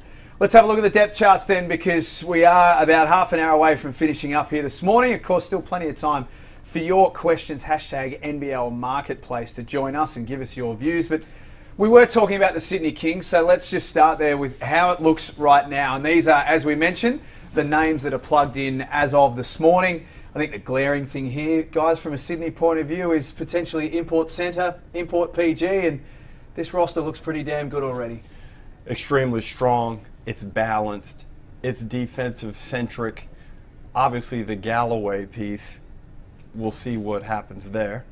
I don't envision Galloway coming back. I think the Kings are preparing as though Jalen Galloway will be somewhere in the NBA in some capacity. Well, you would imagine that will 100% be occupied by an import. And, you get an import 1, 3, and 5. And you're in a really good position. Is there a guarantee that JLA will go overseas? Not a guarantee. I don't see him on another NBL team outside of United. With this, obviously, some things are in here because technically guys are still contracted. So in this situation, you'd put Alex Tui into that starting lineup as the starting 3. Tyler Robertson probably goes up as the backup 3, and then Le'Afa probably jumps in as the backup 2 in that situation. Robertson, McQuatch, Malwatch will probably share that backup 3 spot. And the unique thing about this team is that when you look at Malwatch, Robertson, Tui, Kuol, these guys can play it's 2024. They can play 2 to 4. They can play 1 to 4 in some stretches. So there's some versatility there. My first thing looking at that depth chart is, for the Sydney Kings, probably more so than anyone else, take the starters with what they'll be, and then the rest of them are so interchangeable. The versatility is crazy. Outside of Sean Bruce being the backup point guard, they can all play in different positions. That makes them a very enticing team on the defensive end, as we continue to harp on about. But position, that's the majority of their players are positionless. You put them into what starts a game, and after that, they can play anywhere. New Zealand Breakers are also another team who have been very, very busy on day one here of free agency. Modi Mayor has reacted to last season, has made some key moves. Their depth chart all of a sudden has plugged a few holes, and it's no doubt going to have a very, very different look about the way that they're going to play in this NBL 25 season. So if we take a look at that, Jackson Cartwright, yes, there's a chance that Mojave King starts at the 2. Oh, really? I wouldn't completely rule that out. It depends on what Modi Mayor sees in him when he first arrives in New Zealand. Finn Delaney, I do not expect back with the Breakers. But he is contracted right now. He's currently contracted, but I don't expect him to return. So for the sake of this argument, let's put Jonah Bolden into that starting 4 spot. And then they've got, let's say, an import 3 and an import 5 to fill. I like the sort of big man rotation that they've got. Menenga's really going to thrive there, Olgun. 100%. And there was a piece that they were missing as well, both from a shooting perspective and just from a size perspective. They needed someone who can consistently I say this with respect, catch a ball and lay it up, right? That's all they needed at times. And someone like Sam Menenga, I think, would be very helpful. The versatility is really helpful there too. He's going to thrive under Monty Mayo for sure. And the important thing is to go through these depth charts. And we saw it early when the free agent list dropped, is when Nexstar signed on, it's a 2-year deal. So until they declare and get picked up in the draft, like technically they are on that list for a reason. Same with, as of right now, Finn Delaney is contracted to come back, but as Olgun's reporting is if he does leave, then that would elevate Jonah Bolden. But as it stands, that's the way it is. And I'll say, I don't know if Mantas Rupstavicius was on that list, but there's a non-zero chance he returns. Really? There is some level of mutual interest for Mantas to return to New Zealand. Whether that's something that ultimately the Breakers lean into, we'll have to wait and see. The idea of getting a Nexstar who is potentially a lottery pick, and so you can get a buyout, right? There are different elements that you have to. There are different boxes that different Nexstars tick. With someone like Rupstavicius, he's someone who's going to impact winning. Whereas you can go get someone who could be a lottery pick, maybe not impact winning in the same way, at least early, but you get buyout money from that. So do you want money? Do you want someone to help you win? Do you maybe try to get that money and hopefully that guy helps you win in a similar way? There's a non-zero chance Rupstavicius can come back. When you put the depth charts together for the Southeast Melbourne Phoenix, there's a lot of holes. Right? It didn't take long to put their depth chart together because they've started with almost nothing from last season, but they have added Angus Glover and Nathan Sobey today. But as you can see, a lot of work to do for Tommy Greer and Simon Mitchell in that front office. Yeah, and you probably have Kenyon and Glover in the second spot, third spot, as in like small forwards as well. Again, there's a versatility around. It's hard trying to label people as shooting guards and small forwards when a lot of them are interchangeable. Yeah. Nathan Sobey's not going to play the 3, but Glover's a big enough player who can do that. Matt Kenyon's done that at times too. But what it does just show is there's a lot to fill. They've got a key piece in Nathan Sobey. They've got a key core piece in Angus Glover to get that bench unit solidified, but a lot of holes, but also a lot to work with, a lot to try and piece together. They've got a lot of work to do as well. They got off that Reece Vade contract. Mm-hmm. They weren't able to retain Gorjok Gak. I'm not entirely sure they wanted to. So they don't have any semblance of a front court outside of Mitch Creek. So that's something that they need to work on, and there's not that much available. We saw everyone's signed. Yeah. Yeah, there's still a lot of work to do for the Phoenix, no question about that. To the Illawarra Hawks, I think a lot of the intrigue and the discussion, and certainly the comments that we're seeing on all of our platforms this morning, is around the import spots and what that all looks like. Because from a local perspective, they're almost taken care of. They're Dunskies. Yeah. They literally those 3 spots there, which again it could be interchangeable with that 2 and 3 spot, but those 3 spots in that starting lineup, all they have left to do. This is a similar situation to Perth as well. Their locals are largely done. That whole bench is there. This is the bench that got them to a semi-final series, and they nearly got over Melbourne United in that semi-final series. You imagine Will Hickey taking another step forward, Justin Tatum figuring out the different spots he wants Young Jung Lee. Dan Greeder's playing well in the New Zealand NBL right now. Yep. Their local core is really interesting.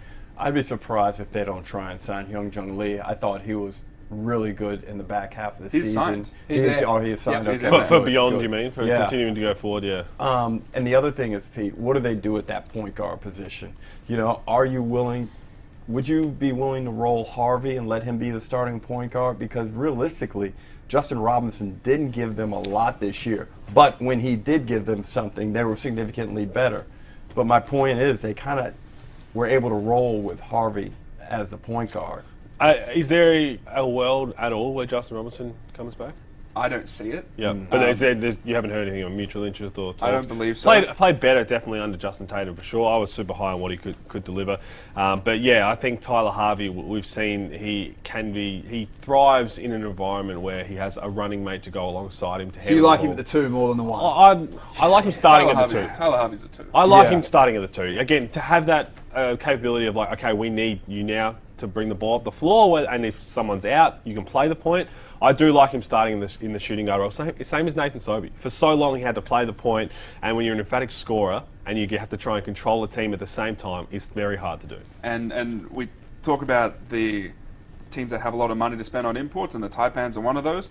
Illawarra Hawks have a lot of money left over to spend on their imports. And so when spend that on Gary Clark, they should, right? Yes. And when again, they're a team that notoriously loves to stay under the cap.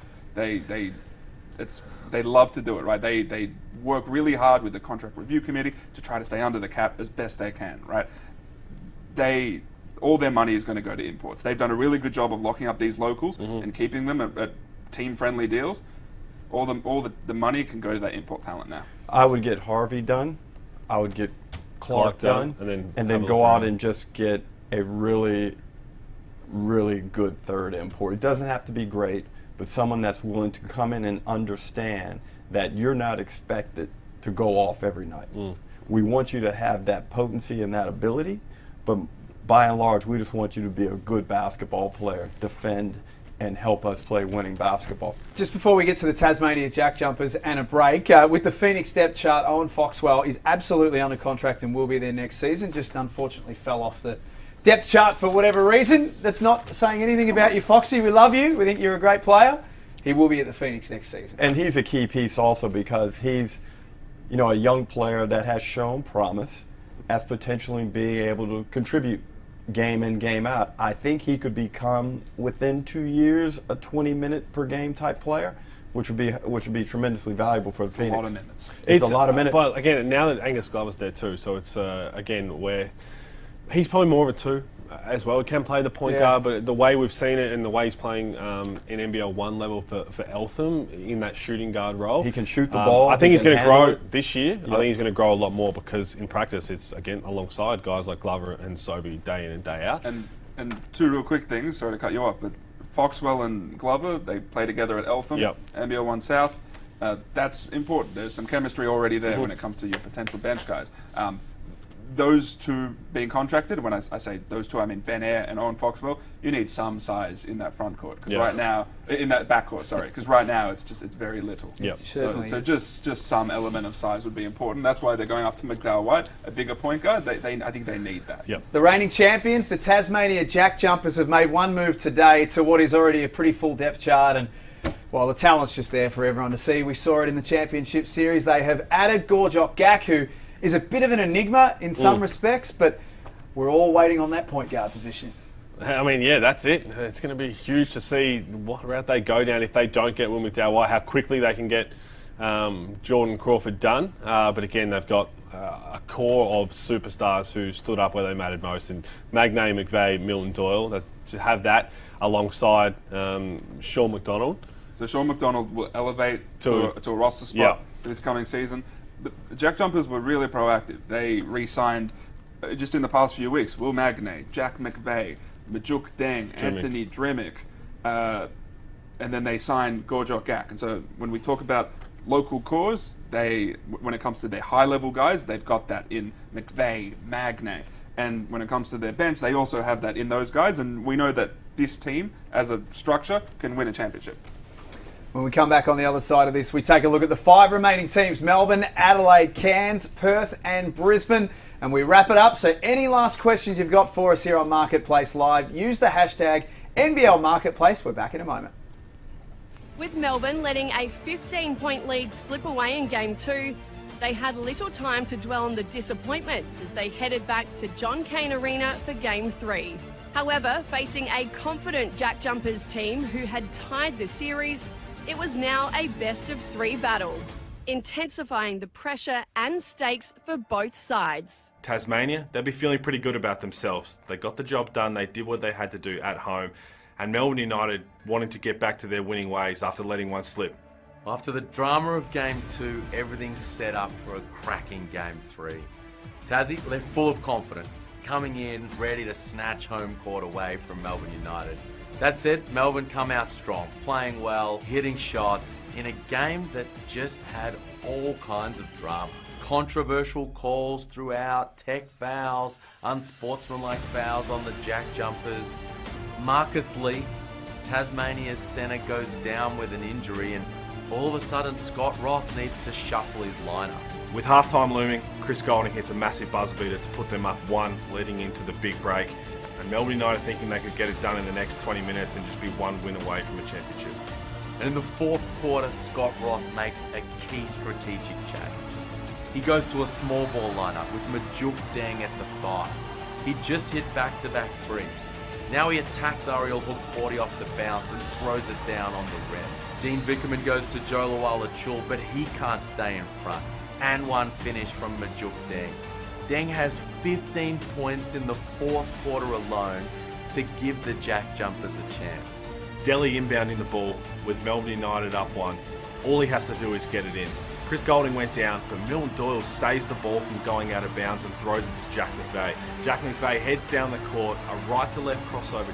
Steps over the center line, pulls up from 45 feet, and hits the game-winning 3, the greatest shot in NBL history, to grab Game 3 and give the Jack Jumpers the win.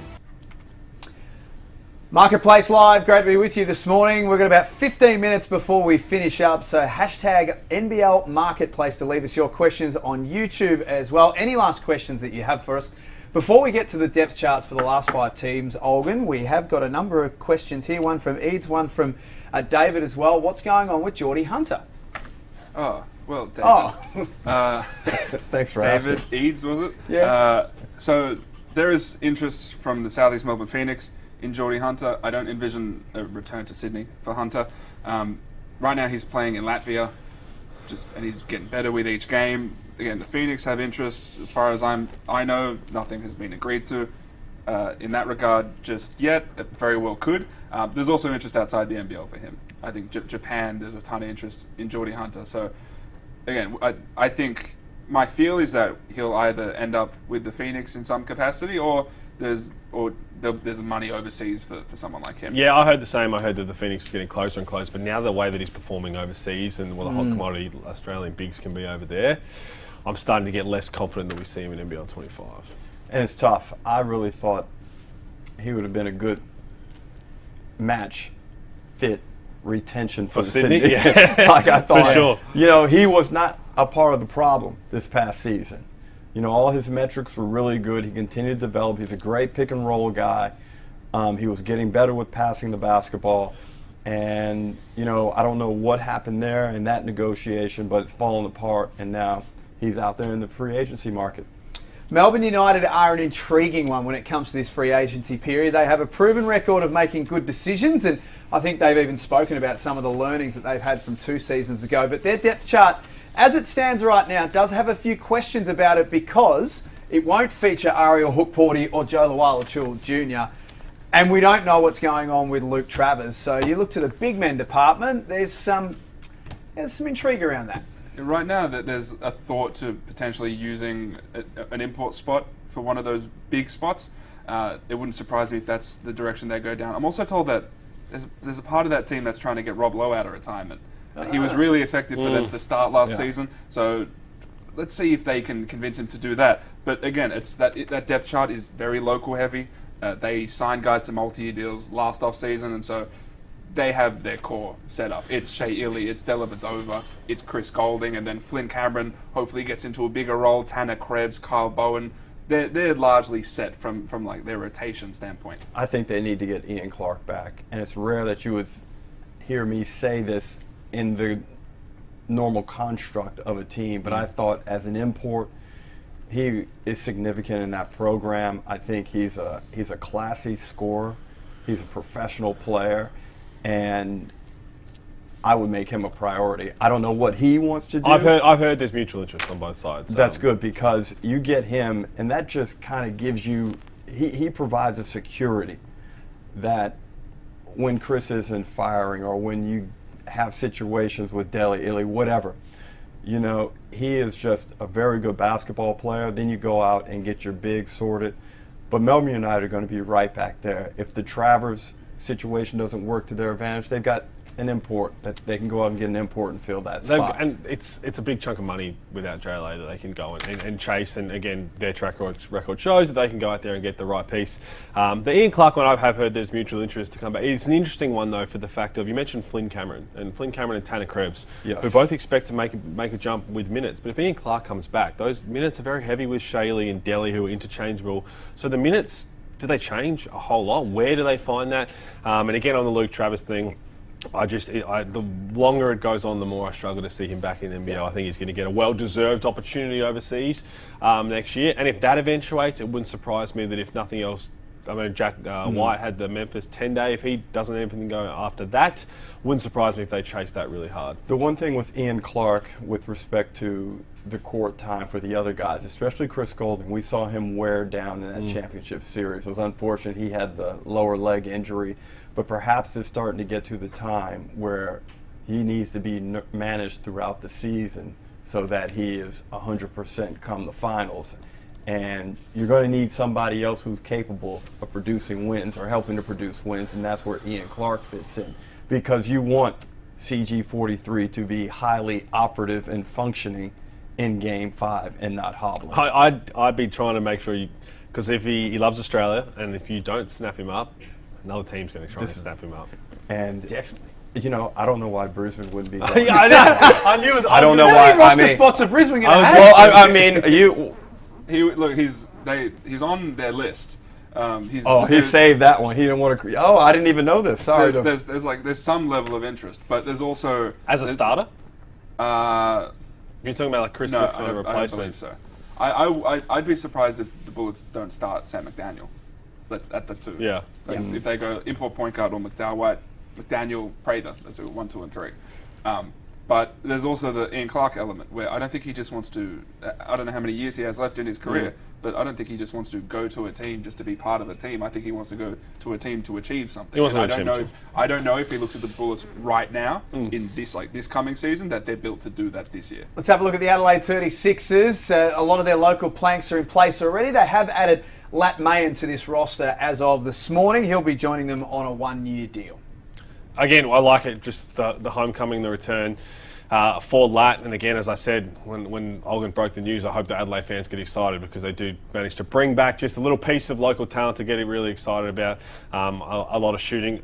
Big gaps to fill. After making the splash early on to end the regular season with retaining DJ, retaining Isaac Humphries and Scott Ninnis, now they need to go out there. If it's not Will McDowell-White, they need to target some really key pieces. And you said the DJ Hogue, there's interest, Antonius Cleveland. It seems like one of those two you just need to go and get. You need to get a proven import that you know is going to come in and have an impact, that doesn't have to adjust, doesn't have a question mark around him coming into the league to see how he adapts. DJ Hogue to Cairns rumors and Adelaide rumors, where's more likely?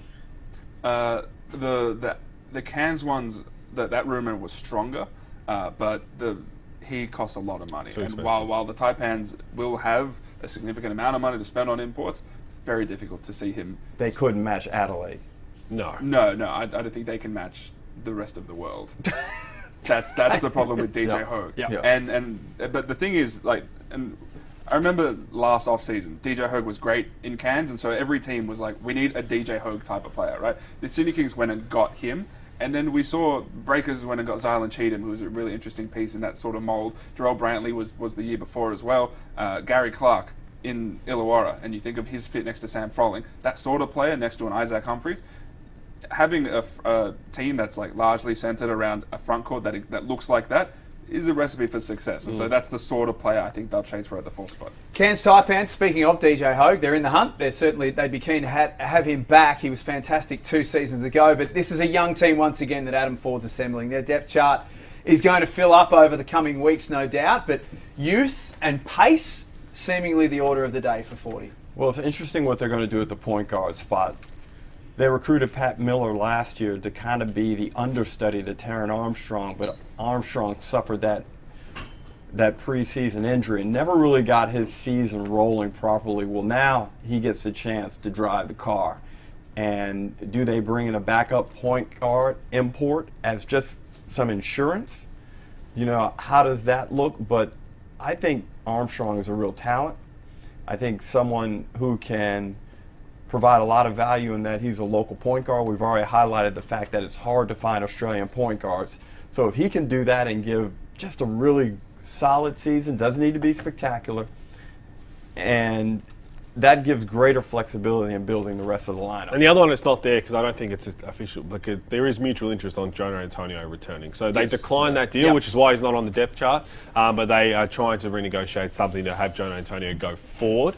That's just part of the mutual deal is just saying no to it, which means you're technically a free agent, but you opt out of that deal so you can renegotiate and return. So John Antonio, we expect him to be back. I agree that there needs to be some sort of insurance. Taron Armstrong is a great young point guard, but the idea of having insurance for someone like that, just as someone like that continues to develop, we talk about that the Brisbane Bullets should go and chase a similar sort of player to a Josh Bannon or a Tyrell Harrison, just as insurance, because development is not linear. There will be ups and downs, and you want to be able to have someone who you can slot in. Another player with the Cairns Taipans, there's some interest in Alex Dukas.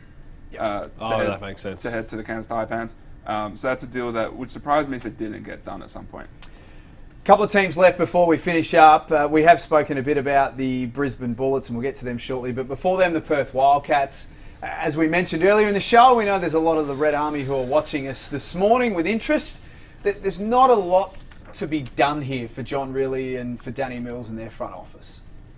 There isn't a lot, but there are some key moves that have to be made, as you mentioned, Rock. They've got that starting five that produced really well last year. But what other piece can they really come? What impact piece can they go out and find? Whether that's an import, whatever that is. We did hear rumblings that maybe they go for Will McDowell-White.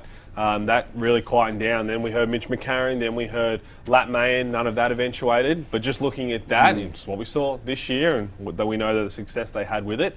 But for all the reasons you were mentioning, they just need to find a couple of other pieces. And I thought Keanu Pinder did an outstanding job this year playing as an undersized guy. He was taking on bigger players throughout the course of the season, and he needs help. You just can't put an undersized center under that type of physical burden with the intensity this league is played at game after game. Breakdowns will be inevitable. And then who do you go to in that case? So you need insurance, as we've mentioned before, but you also need a complementary player to go along with Keanu. They might be looking in the 3 spot. As you mentioned, if they slide Christian Doolittle to the power forward, which I expect them to do, and have alongside Keanu Pinder, there's the physical element to help Keanu Pinder down low, and then it opens up. Are they big enough? But then it opens up a wing spot to take pressure off Bryce Cotton and to be an impact scorer. And again, you say big enough, but I think Hiram Harris complemented. Like it's a unique thing, right? The undersized bigs. But I look at that. So if you measure them against Tasmania. But I look at that was part of the problem. Yeah. As soon as Pinder went out of that series, Tasmania were a plus 31. Yeah, that's again. We were talking about this with a Who Sydney recruit. Certain matchups and what issues. They would be thinking, is Will Magnay going to have 28 and 12 on us every single time we play him, right? Because that's not Will Magnay's game. Will Magnay dominates in other ways. He just had a really good couple of games against them. I think they'd be thinking that they can get by against the majority of teams without it. Lastly, the Brisbane Bullets, who, if Ruck had his way, there'd be 25 spots on this depth chart. Hey, when I show up at Nissan Arena, I want everybody to be happy. I want some wins on the board. This is how they look right now with the addition of Deng Adel. Late last week, Isaac White was picked up, Mitch Norton was picked up as well. Thoughts? I mean, the key word is what Olgun threw around is insurance, right? You do want some insurance, and Rocco's going to continue to develop, need minutes there.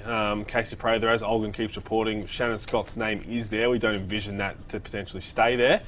But based on what we've seen right there, that is a whole lot of pressure, scoring pressure you're putting on Casey Prather. Yeah, they expect Casey Prather to be their high level import going to this season. Now, he wasn't that last year. He was coming back from back-to-back leg injuries. He came in slightly underdone. They had to really work him into playing form, and he showed glimpses. But whether he can sustain that over the course of 30+ minutes, which is what they're going to want from him, we'll have to wait and see. The Bullets trust their medical department to make sure that he is ready to do that. Whether he does, it's a gamble. It's a massive jump to go from what he's been through injury-wise. The minutes we saw from, okay, we're asking for what we saw. You gave us that, probably a little bit more than they expected, to be honest, in the back half of the season. But now you're our guy. Like, now you're our guy to take us to the finals.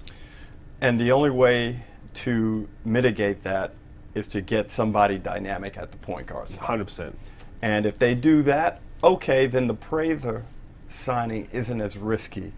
But then you have another risk up front with Tyrell. We know he misses games. And all of a sudden that means Rocco Zakarsky, who is going to have a great future, but is he ready for big-time competition as a starting NBL center. Probably not over a 3 or 4 game stretch. We know Harrison's going to miss those types of games. We don't want it, but we know based on the track record that is going to happen. So there starts to be some fragility there, or do you just upgrade Bannon to a small ball 5? Well, then I want your thoughts on, so that backup 4 spot remains vacant, right? And now that was DJ Mitchell was in that spot. They wanted a Kwat Noi. He re-signed in Sydney. They wanted Majuk Deng. He re-signed in Tasmania. Right now, that's empty. Now, there's some trust that Prather can play up into that spot, that Dengadel can potentially play up into that spot, on a small ball 4 situation. But they are thin there. They are thin when it comes to size there. They're thin when it comes to production from that spot. Is DJ Mitchell a possibility for coming back? I couldn't put that at lower than 0. It's a 0% chance. Okay, I was trying to. Sorry, I try to make that. But the more I look, there's no situation. It's thin. Like they need something. It's super thin. The more we just discuss that too, I don't see Will McDowell-White going there. I don't see him slotting into that and being what is just going to help. I mean, he's going to help them. So you're looking at the front of the house and saying, "Thank you, but no." No, and saying it doesn't appeal to me right now. NBL 26 here would be really appealing. So we're going to circle back to Will McDowell-White. The Brisbane Bullets have the most amount of money to offer McDowell-White, and they also have the biggest role to offer Will McDowell-White. Which is enticing. Whether that's something he wants is a different story. What his priorities are, we don't know at this point, but that's what they have to offer. And they also have, there are complications with being in your hometown, but they also have that element too. They have an emotional element that they can sell to McDowell-White. But the role and the money leans toward Brisbane. The fit may lean somewhere else. The potential to win may lean in another direction, even so. But if they go and get McDowell-White, sorry, Jack, if they get McDowell-White, then they've got 2 import spots where they can bolster up the 3 and the 4 and, again, take pressure off of Casey. Couple of quick questions for you, Olgun, before we finish off from YouTube, and then we are out of here. One coming from Zach. Tajir McCall, question mark, question mark, question mark. I got nothing. I'll be honest, I have no new intel on Tajir McCall. Was from what I heard, was having links to Adelaide at some point, but I have heard nothing since that. Everyone has had a link to Adelaide. Until there's any more, until I see fire, then smoke is just smoke. Speaking of that, there has been a couple of reports, suggestions, rumours, uncorroborated about a buyout for Sunday Dech. We have spoken about him earlier in the show, but just where do things sit with Sunday and the 36ers? I don't see a buyout happening. I think both parties are ready to lean into the final year of that contract that he signed. Things did change when Scott Ninnis came in as head coach, and there's an expectation that Sunday Dech will stay. One name that I think the 36ers will lean into, and it wouldn't surprise me if he gets a roster spot, is Jacob Rigoni, who DP last season, Adelaide kid, played in SA state teams growing up. He's out of Quinnipiac. There's something there in him, and they want to reward that local talent. So it wouldn't surprise me if he ends up with a roster spot. Hey, Collins knows what he's doing though, right? In terms of just getting a couple of those local names back. That's what Adelaide fans have been demanding, and then they've got to go and make the splash. That's going to see us out for our very first ever edition of Marketplace Live. Well done, Olgun. You managed to maintain a conversation and break news all morning. That's thanks, Jack. That's the ability to walk and chew gum like I've never seen before. I've had practice. Well That's done. Fun. Well done. Ruck, great to see you. I think Thank the next you. few days is going to be really interesting as well. Yes, it should be. And keep your eyes on the market. It's fascinating. What happens next, Pete? Oh, no, we saw the depth chart. There's so many holes to be filled. We've been sitting here for about 4 hours. There's still so much to be left. Massive thanks to everyone for joining us this morning. It's been great to have you with us, something that we will most certainly be looking to do again, maybe before the end of free agency. But in the meantime, keep your eyes on all of the NBL's podcast platforms. Marketplace will be back tomorrow. Joel Peterson, Damon Lowry and Liam Santamaria will break down everything that's happened today. Don't forget you can use the hashtag NBL Marketplace right throughout free agency. And for those of you who have got Next Stars questions, and there's been a few of them, Liam's your guy. He'll answer a few of those tomorrow on the podcast as well. Thanks for being with us. We'll catch you next time on The Marketplace.